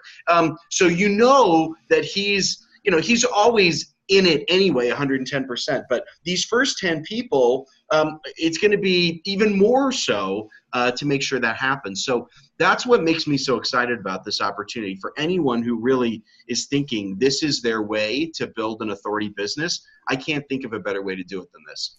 Yeah, I wanted to add a little bit something here real quickly. It's something that's part of the program, but we weren't going to talk about it today. And that is, you may know I have a master's in clinical psych and 9 years of NLP and Ericksonian hypnosis, and I create custom audios for my private clients, but I've never created something for a group where it was just going to be available to that group. And so I'm going to be producing some mindset audios that you're only going to be able to get here. They're designed to help you get to that $1 million level that you want, to open your mind to what's really possible for you, to align what I call your inside dots with your external goals, and really help you rapidly move forward because you're shifting the inside. And folks, I was 5 growing up in a family that had no money and decided to be a millionaire and got there at 25 because I made a decision. I want to help you make that decision and then achieve that decision, because I know the game changer that'll make for your life and your family. Love it. Love it, love it, love it. You know what? The only thing I'm going to add is that I'm super excited because of what those two guys just said, number one. Number two, think of how much time you're going to save by having the blueprint in front of you. That's really what I would throw out there. Think how much time, because most of these things you can figure out if you're prepared. I was trying to get some data on the podcasting success rate when I was putting together the masterclass. I didn't get a chance to tell you this, JV and Frank. And there is no data out there on economics of podcasting because there isn't economics. It's really bad. But there are lots of articles on why you shouldn't do podcasting if you want to make money. Lots of detailed researched articles on why you should not podcast. And it is absolutely mind-boggling to say, well, it takes you 5 to 10 years before you can syndicate, and it takes you this long before you get any level of downloads, and it takes you this long before these other networks are going to pick you up. And it's all from people who don't understand the strategy that JV has learned, and now we're building into this program. So I'm super excited about that. Here's what we're going to do. We're going to talk about the next hour. We're going to take a break for everyone to make sure you get on time and on track. And in the next hour, we're going to spend the entire hour talking about how to guarantee your success. How to guarantee your success. And this is particularly important for those of you that want to do this on your own, because obviously those that are doing it with the program, we're going to guarantee it. But for those that want to do this on their own, we're going to talk about 4 strategies over the next hour. One of those is the single most valuable piece of business advice I have ever learned. It's from a guy that takes companies that do 10 million a year and moves them to $1 billion a year. And wait for it, has a 100% success rate.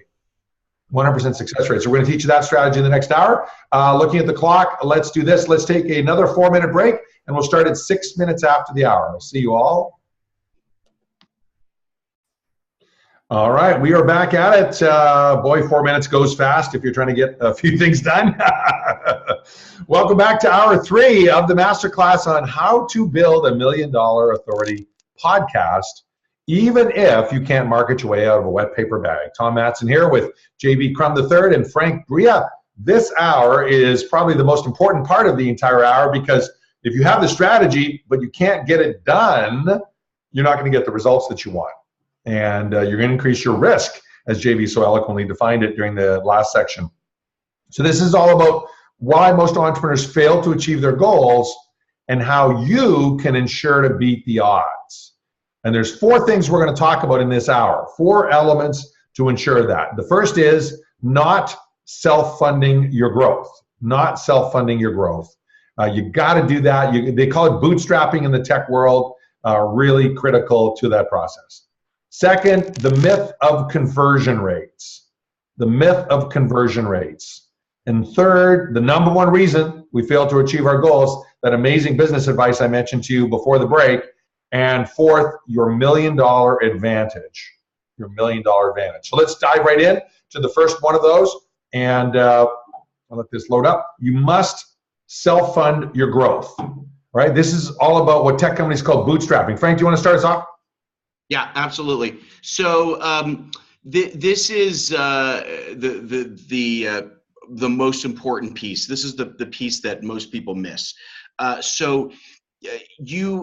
Unless you've got a whole bunch of cash that you want to deploy, you're going to have to figure out a way to self-fund this thing. So that means generating cash up front and deploying that cash to market yourself. One big mistake that people make is thinking that you're going to be writing all these checks immediately to do all this marketing. There are things you can do to generate that cash without spending all of that money, and that's what you really need to do up front. Okay, so the high ticket, high margin program is the key that allows you to do that from the beginning. Essentially, I have seen people build software companies that are completely self-funded, specifically by starting with a high ticket, high margin program up front and then shifting that into software.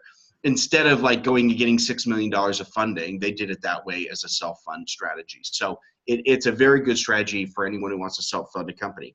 Now, what you need to do is to leverage that, because if you don't have that program out of the gate, then you have to have a rich friend or be prepared to spend lots of cash to make that happen. Okay.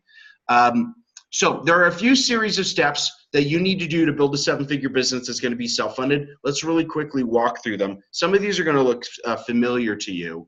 Well, they should all look familiar because we believe in repeating the critical elements here. Exactly. And by the way, just for those that couldn't get that link to work, we'll get an updated link for you and make sure that we have it in the follow-up. But this comes from that handout, so we want to make sure we get that link. The link works just great. You just have to not use the capital letters, I think, is the issue there. So, cool. But the one that we put in the chat box earlier just works just fine. So if you're going to define your big outcome, this is really where it all starts. You have to be changing people's lives. Like we said, your product needs to have an outcome. It's not around what you do, it is around what you create. Okay. All right. Second of all, you're going to design a high ticket program around that big outcome and conduct those 7 validation calls, right, that we talked about. That allows you to make sure before you spend any money or go out and try to sell anything, you actually have something someone's going to buy. Enroll your first pilot clients. If you do 5 of them, that generates the most cash up front for you. Generate that first revenue in order for you to fund your ongoing marketing expenses, okay? Now, and only now, you're going to start to build that high ticket funnel and start to test each component of it. Now, one of the things that we don't talk about in this masterclass, but I'll sort of tease you with it, is that when we talk about building funnels, I like to teach that you build the funnel from the closest part of the sale back, okay? So one mistake that a lot of people make when they start doing funnel building is the very first thing they do is to create a lead magnet. Well, now what? So now you got a lead magnet, but literally you have nothing in between lead magnet and sale. So you start to generate all of this this traffic and momentum around a lead magnet, but you haven't built any of the sequences in the middle that are necessary to get people from cold to sell. So instead, start from the top down. Start from the closest part of the sale. Yeah, you're going to be leaving some people out, but you're leaving them out now anyway. So start with the warmest traffic and slowly to go to lukewarm and then down to cold so that you can put those pieces in place. You're going to now have to design and launch a podcast. specifically in order to drive the authority platform necessary for those sales. Now that you've got a back end that makes some sense, you've got cash coming in. So you know what? Pay for traffic. Pay for traffic. Drive some paid traffic into that funnel that adds another 15 clients in. That money allows you to leverage the results so that you can start to attract partners now, because they're going to want to see results. They're going to want to know your funnel works and that cold traffic converts. And those partners can add another 25. That takes you through year one. And those partners are going to be really, as JV has talked about so eloquently in the past, they're going to be the guests on your podcast, okay? You're going to be doing partnerships with those guests. Then in year two, you're going to start to work on the other elements of your authority. Write a book. Don't do that first. Wait until you've got a back end that actually works, because your book should be written specifically to drive people into your high ticket program. You can start now looking at live events. You're going to have to be growing into a 7-figure business. That means process and staffing. And you're going to need to then look at the scaling options that Tom talked about in the last hour to get a super premium offer. All right, great. So let's talk about one of the biggest challenges, especially in the internet marketing space, that people, biggest traps actually, that people fall into when they start to design things. I like to call this the myth of conversion rates. Now, everyone kind of knows how this works, right? So you've got landing pages, and you've got opt-in sequences, and they lead to strategy sessions and sales conversion, et cetera. Right. Those numbers, okay, that people use, where it's like, I've got a 35% opt-in rate, I've got a 15% conversion rate, I've got my sales close at 30%. Those numbers are then used to kind of back out. Well, if I have 30% here and 60% there, and all I need is this number, and then it'll convert, and I'll get the number of clients. Here's the problem. Those numbers are all averages. And if they're an average, that means that 50% of the time you're going to be wrong. Wrong. So people who build funnels off of those conversion rates miss their targets half the time. Now imagine if you were building a strategy that was going to fail half the time, okay? But that's exactly what you do when you start to build off a conversion rate. So what you need to do is you need to aim higher. And I'm those people kind of know my background. I'm a closet mathematician, so I've actually studied the statistics necessary to get to where you want to go a certain percentage of the time. But suffice it to say, you're going to have to aim higher than those averages in order to make it work, in order to hit your goals. And that's a really important thing that people forget when they start to do their strategic traffic planning around funnels. So keep that in mind as you start to build your own traffic patterns. So those are the first two elements. You want to have the full 2-year plan executed so that you're self-funding your growth. Really important, everyone. You've got to self-fund your growth. It's so much easier and so much more fun. Then the second element is to make sure that you're figuring in the myth of conversion rates and you're aiming higher at each point. Now we're going to talk about the number one reason entrepreneurs fail to achieve our goals. And before I get into this, for those that are still a bunch of you live, you're sticking with us, great. Thank you so much. I'm going to ask you a question for those that are live on the audience. I want you to think about this. Think about the last important goal you set and what percentage of that goal you accomplished. So if you got halfway there, it'd be 50%. If you got all the way there, it'd be 100%. If you doubled it, it'd be 200%. If you got nowhere close, it might be 10%. And just put in the chat box what percentage you got to of the last major goal that you shot for. And as he pauses for a glass of water and the audience participation part of the masterclass kicks in. And you can be honest here, we're just among friends. We're only broadcasting it to the world, and we'll rebroadcast this forever. So don't worry about it being embarrassing. We won't use your full name. We won't use your full name. Just put in the answer below. Come on, everyone. Mess the up. Last major goal. It shouldn't be that difficult of a question because it should be a goal you've got very familiar with. What percentage did you get? What percentage did you reach? Right? Think about maybe your goal for 2017. How much income you plan to make in 2017? Income goals. What percentage of your income goal did you hit? 70%, someone said. That's the first one. Thank you. Keep going. Let's get a few more. We got a whole bunch of people on the call. We got tons of people on the call. This is for you to jump in and participate. This is for you to find a way to get 100% next time. So the lower the number is fine. Like, don't worry about the number. If you only got like 10% of the way there, or you completely crashed and burned, you didn't get 0%, that's okay too. Plus, I think 70% is pretty good. Most entrepreneurs I work with don't make 70% of their goal. Not awesome. Even. Yeah. 30%, thank you. 40, thank you. 10, thank you. That's great. Good. See, here's the thing. Most of us fail to achieve our goals. And here's the reason why. You ready? It's very profound. We set goals we're trying to reach. No, seriously, that's the reason. So let me share what I learned from Anurag Gupta from the Difference Engine. He's that guy that took companies from 10 million, takes companies from 10 million to $1 billion. He has a 100% success rate. Now, there is a bit of fine print there. If you don't listen to his advice, he fires your butt.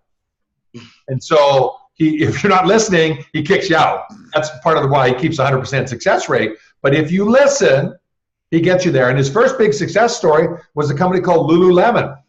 Women that love yoga listening to this live or on the rebroadcast will know about Lululemon. If you're anywhere in North America, they're one of the top women's yoga clothing stores in the world. He worked with the founder, Chip Wilson, from stores 1 to $1 billion. And this is what he did. And this is what he teaches all of his clients, and this is what we're going to teach you to do from this moment forward. First, take the goal and double it. So if you come on board with Frank and JB and I, we're actually not going to play for $1 million of business. We're going to double it to 2 million. That's the first thing we're going to do. Because think about it. Well, our first answer was from a gentleman who said, or I don't know if it's a gentleman or a lady, who said 70%. That was the first answer we got. Well, if you had doubled your goal and got 70% of the double, you would have beat your original goal. So the first thing you're going to do is double the goal. Really critical. And then, wait for it, you're going to create 3 separate or redundant strategies, each capable of achieving that target. Each capable of achieving double that goal. Double that goal. So you're actually playing for, math whizzes, 6x. 6x. 2 million from this strategy, 2 million from this strategy, and 2 million from this strategy. So, for example, if you want to sell a high-ticket, high-margin program, podcasting might be one of your strategies that you decide to pursue. Building that authority, leveraging that authority, and generating a couple million a year from podcasting, the authority that comes from that. You might have a separate strategy over here where you're going to do this. You might have another strategy, you're public speaking, let's say, right? Speaking from the stage. You want to build 3 separate strategies. Now, extra for experts here, you can actually build 3 separate strategies a couple of different ways. I'm going to cover this quickly, so if you missed some of this, don't worry about it. Listen to the replay when you get the replay link, or those watching the rebroadcast, pause and rewind if you need to. You can have 3 separate audiences for the same offer. That's one way to build in redundancy. You can have 3 separate offers for one audience. And you can have 3 separate traffic strategies for the same offer and audience. I'm going to do Facebook ads over here, I'm going to do LinkedIn over here, and I'm going to do JV partners over here. All of those are different ways to build in redundancy. And the extra for experts are, of course, you want to build redundancy into each of those variables as you scale your company. But the key to that is having the cash flow to do that, right? And so this way you've effectively increased your odds of achieving this 6 times. Hey, Frank, do you think I should give the JV the pleasure of having this high-tech drawing of mine, some artwork for him? He's a big art aficionado. Should we give him the open the floodgates map here? Let's do it. Let's do some art. Oh, man. I don't know if you've seen this, JV. I know you're into fine art. So this is your version of Jackson Pollock, huh? Thank you. Yes. Yes, you've clearly seen it before. So I'm going to do this here. Whiteboard. Let's go and share this. So this is the strategy. Oh, hang on a sec. It stopped sharing the second I double-clicked it. Hang on. There we go. Okay. So this is what happens when you do this right. This is going to be a riverbank, and I'm going to use red today. And we're going to go, and this is the other bank. All right. So this is the river of life. We're going to call this the river of life. And it is all the things you want, right? Whatever that happens to be. So maybe it's cash flow, maybe it's money, maybe it's clients, maybe it's prospects, maybe it's friendship, maybe it's time with your family, all the important things you have as an entrepreneur, and it's pouring down the river of life, metaphorically speaking, Hakuna Matata. And now you decide that in order to do this, you're going to build your swimming pool over here because that's what you want as one of your quality of life experiences. You're going to build a swimming pool, and now you want to fill the swimming pool. So as an entrepreneur, what do? Well, here's what most entrepreneurs do. I'll turn this into, let's go purple. You're going to go over to the water. You're going to put your bucket in the water, and then you're going to walk over here, and you're going to dump it inside the hole. And then you're going to scoot back here to the water, and you're going to fill up your bucket, and you're going to scoot back and dump it in here. And you're going to keep this process up and up and up and up and up and up. And what actually would happen in the real world, JB, if you dug a hole in the ground in most places and we're dumping a single bucket of water at a time into that hole, what would happen to that pool? It's going to absorb the water, and you're not going to ever build it up. You are never going to reach your $1 million business, your $100,000 business, your $10 million enterprise. You're never going to do it that way. Well, and you never get any momentum. Think about it. That's how almost every single entrepreneur runs their business, right? If you're a coach or consultant, you get some clients. You fill up your pool, and then you start delivering the service, and then a few of them leave or graduate or quit or fired, and all of a sudden you're like, oh my gosh, I need some more clients. And then what do? You run back with your bucket and start filling it up, and you go to the BNI meeting and say, hi, I'm a coach or consultant. I help people do blah, blah, blah, blah, blah. And you're prospecting, you get a few clients, and you fill your hole back up. And then you start fulfilling, and you repeat this over and over and over and over and over. Here's what you want to do instead. What you want to do instead, and I'm going to turn it back to red, is you want to build yourself a little canal. And you put it over here, you build that canal, and you put a gate on it. At this, whoops, hang on a sec. Put a gate on it. Oh, yeah, you're not going to let me do it, are you? So I'm going to draw the gate over top. Put a gate on it. And then, equally important, especially for conscious entrepreneurs, you have to build the canal out back to the river. And then you open, when you're ready, you've tested and measured and validated and piloted and built your marketing machine and your authority machine, and now you open the floodgates. And now what happens is a very, very cool thing.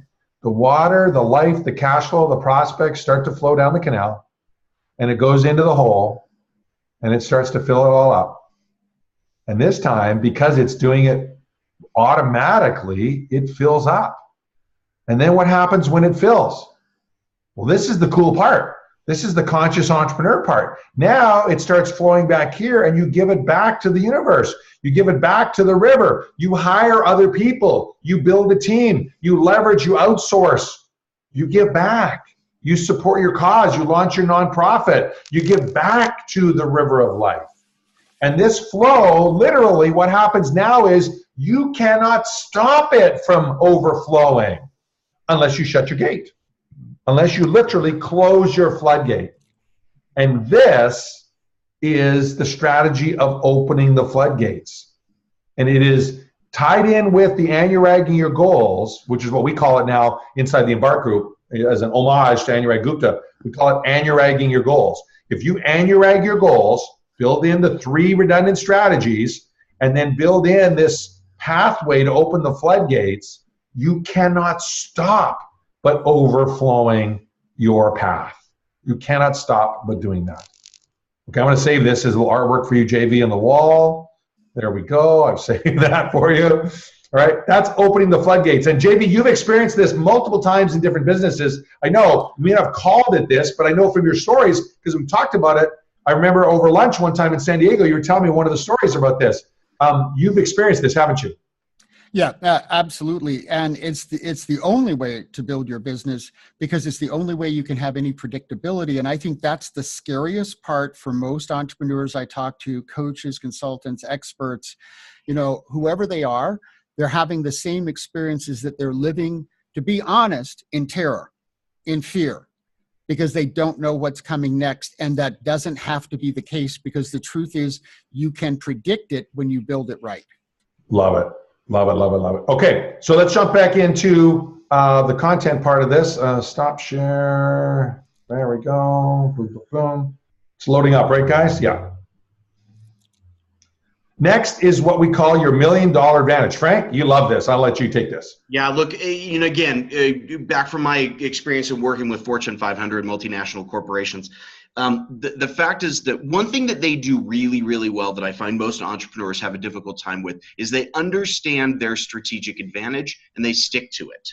Okay, so for example, if I walked into a Fortune 500 company and was consulting with them and telling them, okay, so we need to execute this new process, this new thing needs to happen, they would be able to identify whether or not that thing was going to be of strategic advantage to them and not. If it was the thing they do better than anyone else, and if it isn't, they would find someone else who is the best at it to do it. They would outsource. Okay, they would outsource. So you need to be doing the same thing. You need to be finding the best and the brightest and outsourcing to them. Now, I know what every one of you are thinking. I can't do that. I don't have the cash for that. I can't afford to outsource to the best and the brightest. So why is it that you don't have the cash to outsource? It's because you're not putting a strategic plan in place that generates the cash to outsource. In other words, as you think about building up your business, it happens in stages, right? Stage one, you're going to do something to generate some cash, which gets you to stage two, which allows you to do some more cool stuff to generate some cash that gets you to stage three. In every single one of those stages, you need people to help you. And if you don't have the cash to hire the best and the brightest, guess what's going to happen? You're not getting to get to that next stage, okay? You're going to say, well, I don't have the cash to get the right person to do traffic for me or to get the right person to do, podcast production for me. And so I'm just going to do it myself. I'll take a course and I'll do it myself. Well, guess what? If you do it yourself, you have literally hired the worst person in the world to do it. Okay? You have literally hired the worst. I take offense at that remark. Not only do you not have the skill because you go ahead and take a course, you literally hired the beginner who just got out of a course and who is busy. I mean, think about it. If you had somebody show up for a job interview and said, well, I don't really know how to do this, but I just finished a course that I paid online to do it. And, oh, and by the way, I don't have tons of time to focus on this because I got like this business I'm building on the other end and I'm doing a whole bunch of other stuff, but I think I can fit this in between all those stuff. Would you hire that person? No way. No way would you hire that person. But for some reason, we keep doing that.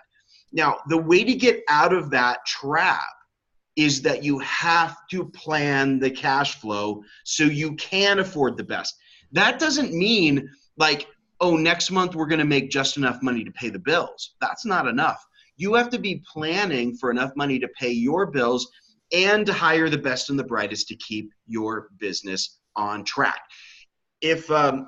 If you're stuck in a place, this is Tom made a reference to this quote of mine earlier on in the presentation, but I think it makes more sense right now. If you are finding that you are having to do it yourself because you don't have the cash to hire people, I would assert that you're probably not doing the right things. Okay. If you're having to do stuff by yourself where you're not the you're having to do your own Facebook ads or you're having to do your own podcast production, video editing or audio editing or whatever, I would suggest that you've got it wrong. You're doing the wrong thing. If you can't afford it, if you haven't generated the cash to do it, if you just can't hire somebody, that doesn't mean you should be doing it. You should be doing something else, which is your strategic best advantage, which is generating the cash so you can afford to do the next thing. Almost every single time I work with a business owner and I take a look at the things they're doing, when they're doing that kind of crap themselves, they're almost always doing the wrong thing. So just keep that in mind. This is a strategic problem that most of us entrepreneurs will fall into. So there you Right, go. Tom? 4 ways to guarantee your success. The full 2-year plan, the myth of conversion rates and building that into your model to make sure that you're shooting higher, and you're ragging your goals, and your $1 million advantage. You avoid these traps and open the floodgates, and you will absolutely, positively reach those numbers. I cannot tell you guys the amount of businesses that we closed or shut down or quietly let fade away because we didn't do this over the years. This is like a master's degree in economic success for you as entrepreneurs.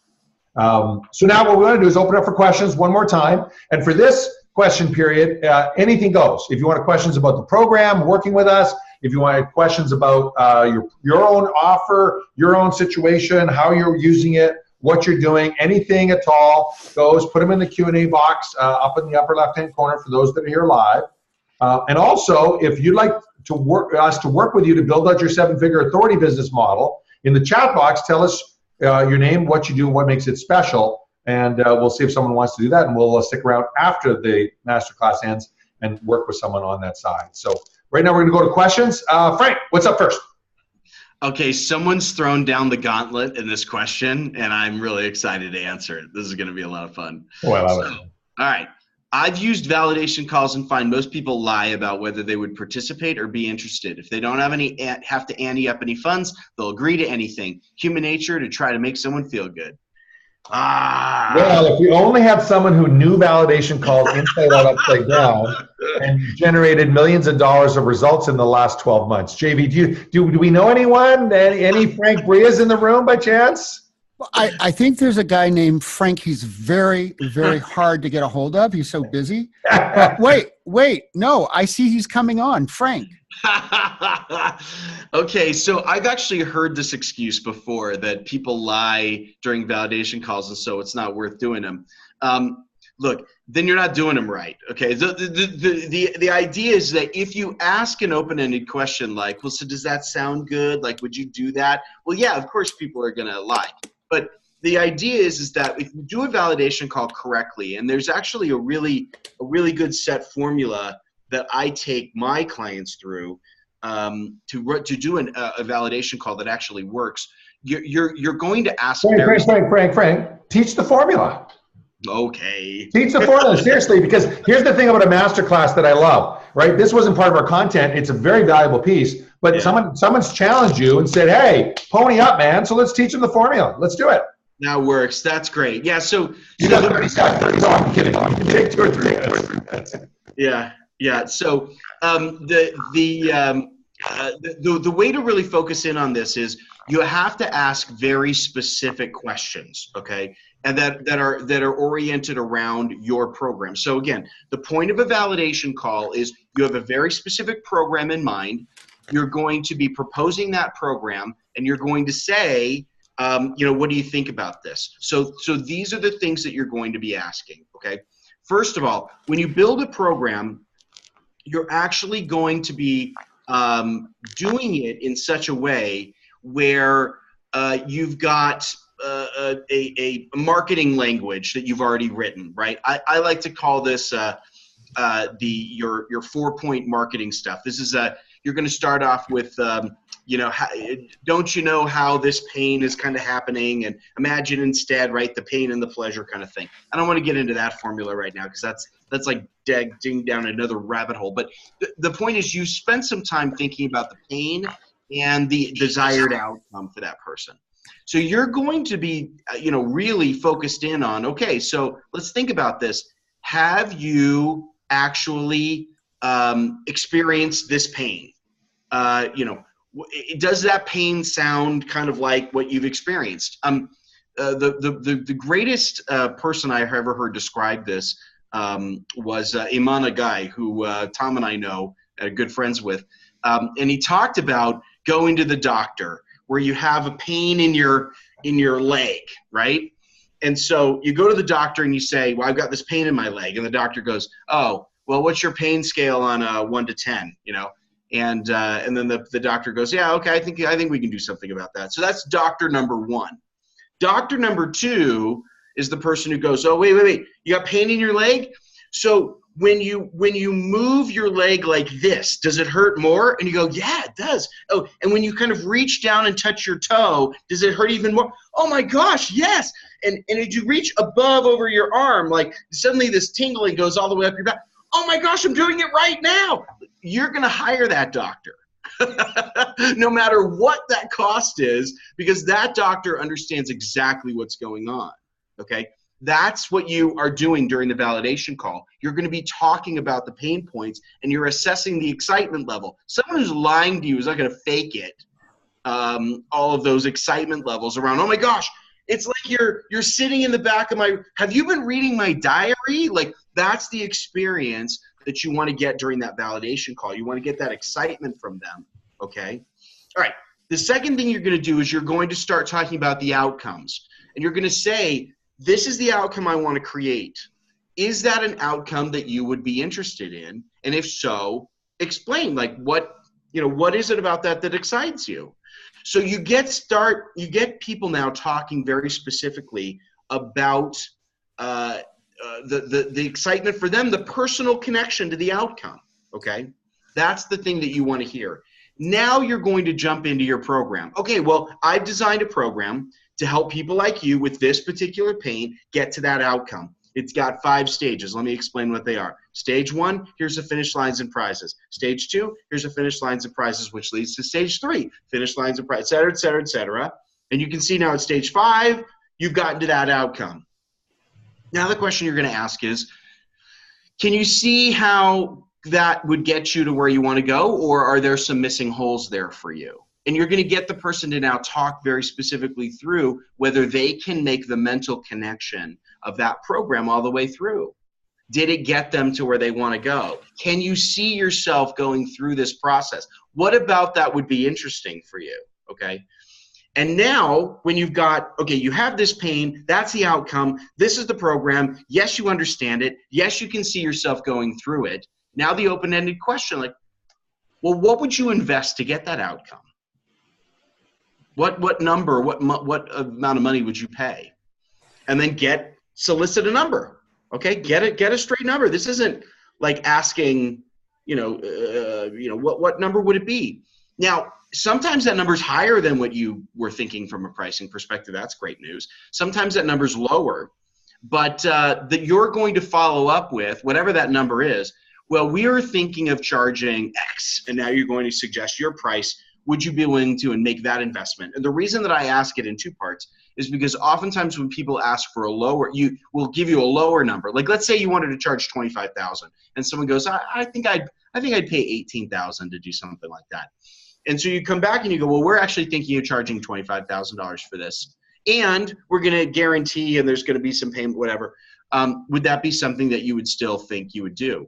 And at this point, people usually will think about it and say, yes, it's something I'm going to do. No, it's not something I'm going to do, and try to figure it out from that perspective. But oftentimes people will step up and go, you know what, you're right. Like that's honestly, I think I would invest in that. Okay. And then finally, you're going to give people an opportunity, because this is not a sales call. So you're going to say, listen, this will be rolling out sometime soon. Would you be interested? Can I give you a call when it rolls out? Like, would you be interested in hearing when this thing launches? Sometimes people go, hey, sign me up now. And I usually stop and go, no.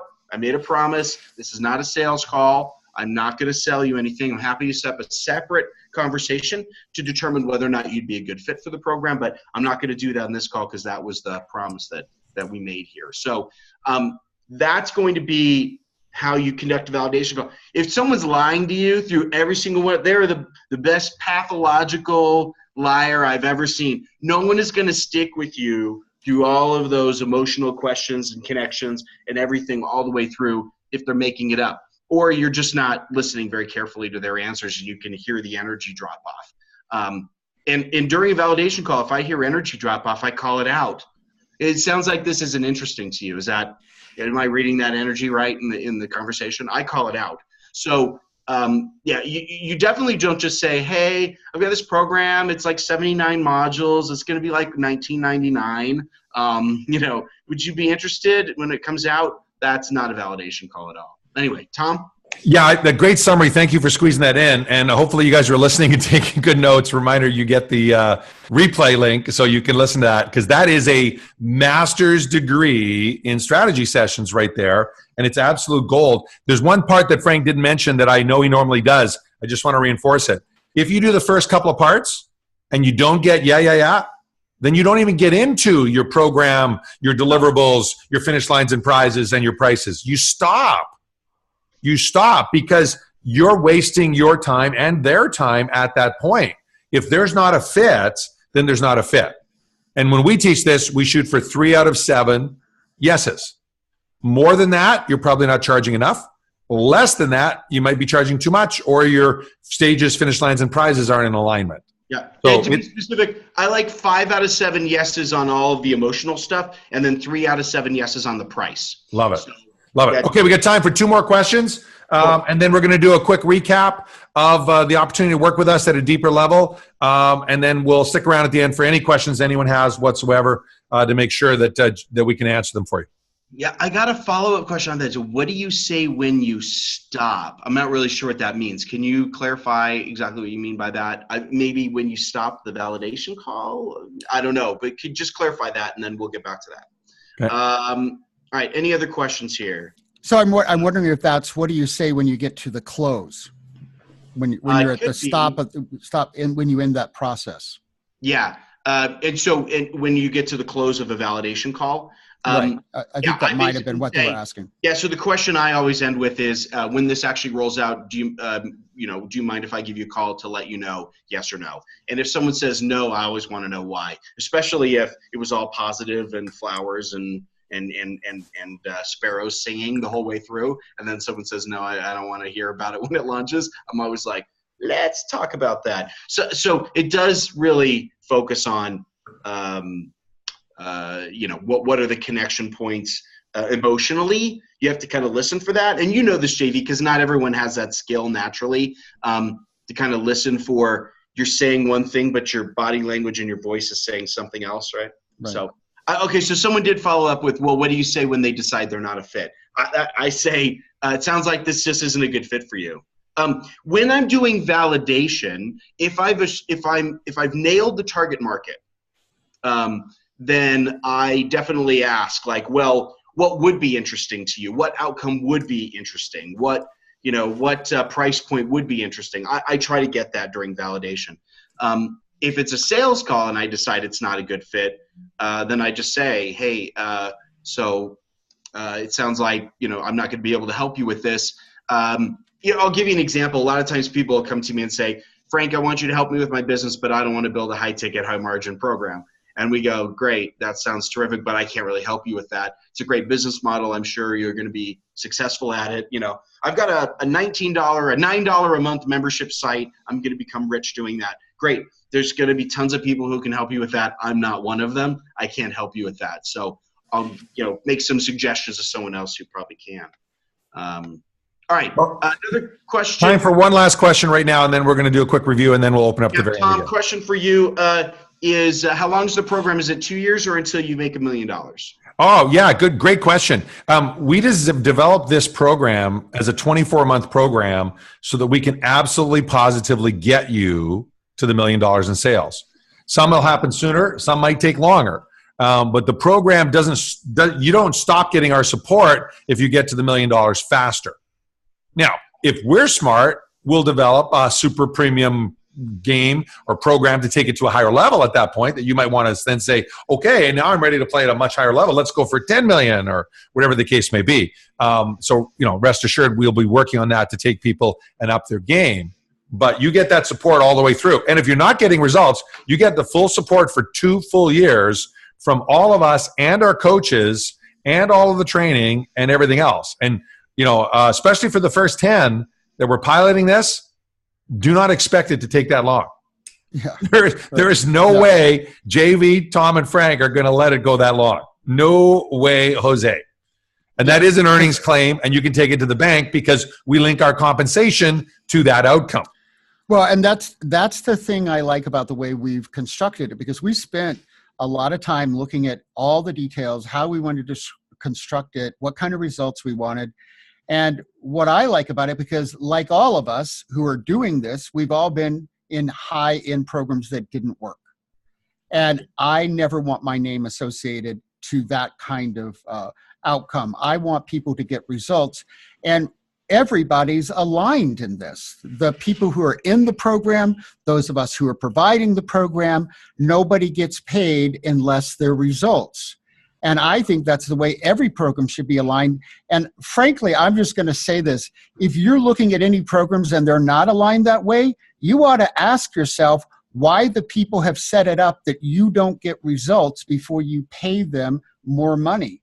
Because I think that's the way every program should be designed. Yeah, that triggers a real good hot button of mine. Right now, there's a big trend to offering 60-day money-back guarantees. Wahoo! No questions asked, 60 days, money-back guarantees. Are you freaking kidding me? Yeah. Who is going to get real results in 60 days? Especially if it's just a course and there's nothing done for you, there's no other support, there's no mentorship, there's no masterminds. It's not going to happen. It's just not going to happen. So why do they do that? Because they have to cut it off because the refund rate's already 10 to 15% in a typical launch, and they want to cut it off. So that's a strategy designed to get more money from you up front. It's not designed to get you better results. Well, and I think you have to ask yourself, and that's why I think it comes down to ethics, it comes down to being conscious, it comes down to, are you really in this to transform people's lives? Yeah. Are you in the results getting business? And that's what we're in, and we're inviting you to be part of this so that you can get better results with your own clients. Or are you just in the business to see how much money you can get out of people? In which case, I don't want to help you because, frankly, I don't believe in that. I think we should all be improving lives and improving the world because we're helping people get results. And if you believe that, then there's nothing, it doesn't really make sense to design your program so that everybody makes money because of results, and that's why we make money. Yeah, it's called conscious millionaire, not unconscious millionaire. Right. Yeah, no. We're going to quickly overview the program one more time, and then we'll stick around for questions. And because we always do this, we will end promptly on time with the link on how you can get today's presentation deck, so you can do that, plus the spreadsheet. Give us 24 months, and we'll help you build $1 million authority podcast business, guaranteed. We'll create your podcast and your funnel. We'll help you generate your first 100,000 in sales with your high-ticket, high-margin program, and then we'll help you scale to $1 million within 24 months. Remember, those are the elements we talked about. We covered this in the first hour, so I'm just going to quickly go through this. We create a high-ticket, high-margin program. You get cash flow within 90 days of starting your business, get ongoing coaching and mastermind support, and we help you scale the business to 7 figures within 24 months. We call this the $1 Million Authority Podcast Program. And as I said earlier, this is the world launch. If you decide to apply for a strategy session, and Frank will have the link in the box shortly, you will be one of the very first few people we talk to about this. And if you're a great fit, we're going to spoil you like crazy to get you to the finish line. First stage is about fixing your model, creating that validated high-ticket program, then get the first few sales and cash in your hands so that you can finance everything else from growth. Then we launch or relaunch your podcast with all of the elements in place for you to do that. So you simply show up and do the interviews with your first series of guests even on that side, and make sure that this podcast is consistent with your model. Then we build the entire lead generation machine to automate that process. One of the questions I saw earlier, which was answered privately, was, can we evergreen a masterclass, or does it all have to be live? Absolutely, you can evergreen a masterclass. You start with it live, though. You do it with real people, real feedback. Then you see if it converts. If you need to tweak and adjust, you do that again. And once you've got it in place, then you evergreen it. Same thing we teach with our process. First, get it working, then evergreen the process. And then scale to 7 figures. We work with you with the 2 masterminds. Remember, the first 100,000, the business launch mastermind, and the scale to 7 figures components. And I want to talk a little bit about that because we talked about the Learning Center. You're familiar with what a Learning Center is. It's important to have the ability to stop, pause, record, rewind. It's the best way to learn information. It's the best way to learn information because different people are paying attention at different paces. I know when I ask that question for audience participation, some of you are in the background cooking lunch or organizing files or doing paperwork while you got one ear listening into the masterclass. I know that. So that's why we send the replay link out so you can pause and re-listen to it so you get as much value out of the content as humanly possible. I'll let you in on a little secret. We have people that are here live that get the replay link. Hardly any of them then decide to apply for a strategy session. Most know already whether this makes sense to them when they're here live once. Right. We still send the replay link. Why? Because it helps the rest of you improve your business. You should do the same thing. Group strategy calls, 6 a month. 6 a month. On each of the stages you're at, on 5 of those, actually 7 in this program, plus JV doing 1 a month and Frank and I doing 1 a month. Why is that important? Because you're going to be at different pace at different times. You don't want to be floundering around looking for some generalist to help you out. If you're working on program design, you want a program design expert to help you out. So you get targeted, specific advice, and everyone on the call are answering questions around program design. That's the other part. Because you've all been in programs, I'm sure, like I've been in, where you got questions all across the map.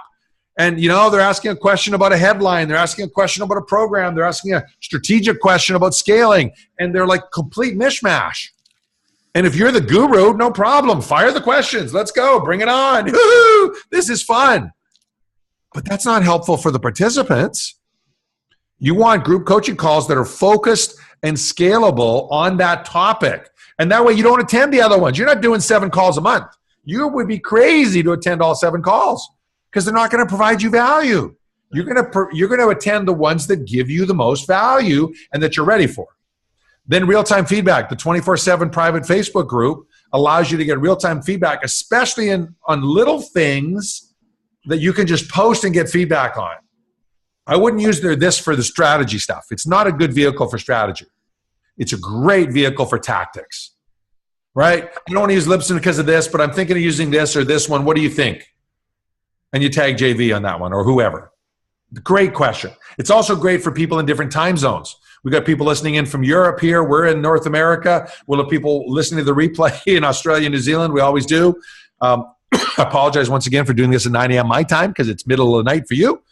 But here's the thing. Private Facebook group is perfect for that.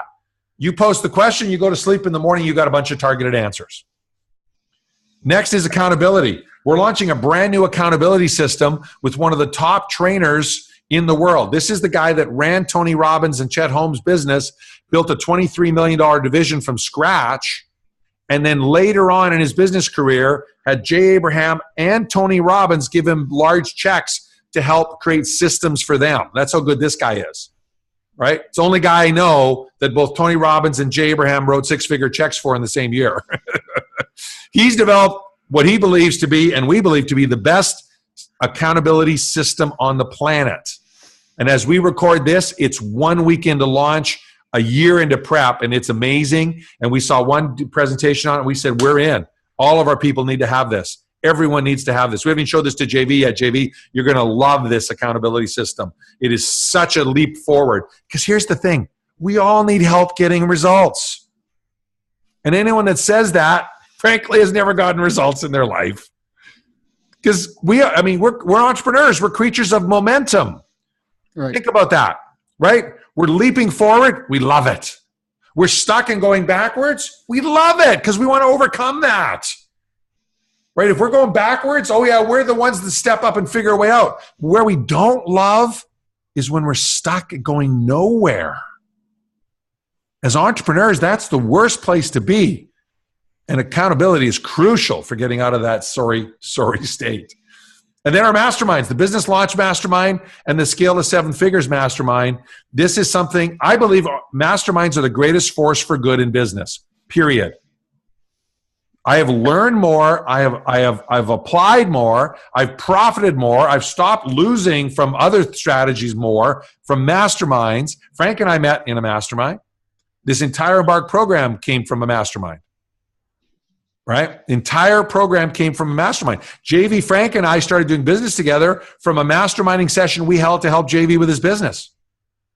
It wasn't a sales call. It wasn't a strategy session. It was a mastermind session to help JV build his business. And then on reflection, JV went, why the heck would I do all that from scratch? Don't you guys do most of this? And we're like, yeah. Well, let's do it together. And that's why we've launched this, because that masterminds are tremendous. If you're not in multiple masterminds, you're just leaving impact on the table. You're leaving money on the table. You're leaving fun on the table. Don't think about being in a mastermind. Think about how many masterminds that are awesome you should be in. You should be in. All right, so those are the elements of that. What are you responsible for? The passion, helping us do the done for you, right? Getting timely feedback on each of the parts and pieces, because you're in the loop. We're not doing this in a void. You're in the loop every step of the way, right? Focusing on closing the leads that are generated for your program and scaling to 7 figures by being part of the masterminds. What are we responsible for? Frankly, getting you there. As JV so eloquently said, our outcomes are aligned with you. Our outcomes match your outcomes. We want you to crush it, so among other things, you pay us more money. That's great business. That's great business. And if you've ever paid someone money on guaranteed results, it is the funnest checks to write. If you've never had the pleasure of doing that, and by the way, most people haven't, because most people don't sell programs the way we do. We're trying to change that. We're trying to educate people to do that. Whether or not you come on board with us, we want you to do that in your business because it changes the game completely. You'll absolutely love it. Once again, the total investment for this $1 Million Authority podcast business is $100,000, $25,000 to play the game, to get in if you qualify. We're looking for very specific types of businesses that we know we can crush. Then you pay $10,000 once you do your first $100,000 in sales, $15,000 more when you pass the $250,000 mark, and the last 50% when you generate the additional $1 million in sales total from this. 75% of this is financed by us. That's how confident we are that we're going to get you to the finish line with this program. And it's all based on that triple guarantee. Remember, first one's the viable program, $250,000 guarantee, and the 7-figure guarantee. And that's all in our documents, you'll see. And by the way, there's no fine print. You decide if you're at each of those thresholds. We don't decide. You decide each of those thresholds. So your next step is to book a strategy session. If you think this is a journey you want to take, if you think it's a possibility of being a good fit, if you think, gosh, this would be a stretch for me, but I'd love it. Oh, I'd love it. Book a strategy session. Book a strategy session, and let's have a 1-hour chat. Let's talk. Let's see if we're a good fit together. And especially important for those of you that are all in, but your cash flow sucks, step up and book a strategy session. This is so important. Please don't let lack of cash flow today stop you from having the cash flow you deserve and want tomorrow. Please don't do that. It's the worst thing you can do. There's lots of mistakes you can make in business. This is number one. I've done both. I've made this mistake and I've not made this mistake. And I've never, ever regretted not making this mistake. We want you in that 20% club. We want you to crush it. We want you to get the results that you deserve and have the lifestyle that you deserve. So take an hour, if this appeals to you, and book a strategy session, and let's see if we can do this for you. And as promised, 32 seconds ahead of schedule, let's wrap with how you can reach out. So here's your challenge. Your challenge is this. You want to build a business worth modeling. You want to lead by example. Build your 7-figure authority podcast enterprise on your own or with us. That's your challenge today. And if you want the spreadsheets and the slide presentation, I've added a spreadsheet in here, Frank. See that? Go to email tom@getittogether.com. And in the subject line, put in $1 Million Podcast Masterclass. And while you're at it, tell us what's one of the most helpful things you got from the masterclass. We'd love to hear from you. Just fire that off in the email. But make sure the subject line says $1 Million Podcast Masterclass so we send you the right presentation deck. Okay? And on behalf of Frank and JV, we want to thank you for investing your most precious commodity, which is your time. Right? We can make more money. We can make more friends, right? But time, really, at least in this dimension, we only get one crack at it. So we want to thank you for investing your most precious commodity. We always appreciate the time and effort people put into our master classes, and hopefully you appreciate it. Well, we can tell by the amount of people that are still here from what started. Thank you for doing that. We really appreciate it. And on behalf of Frank and JV, we want to say thank you very much. Take care and make it an awesome day, everyone. Thanks, everybody.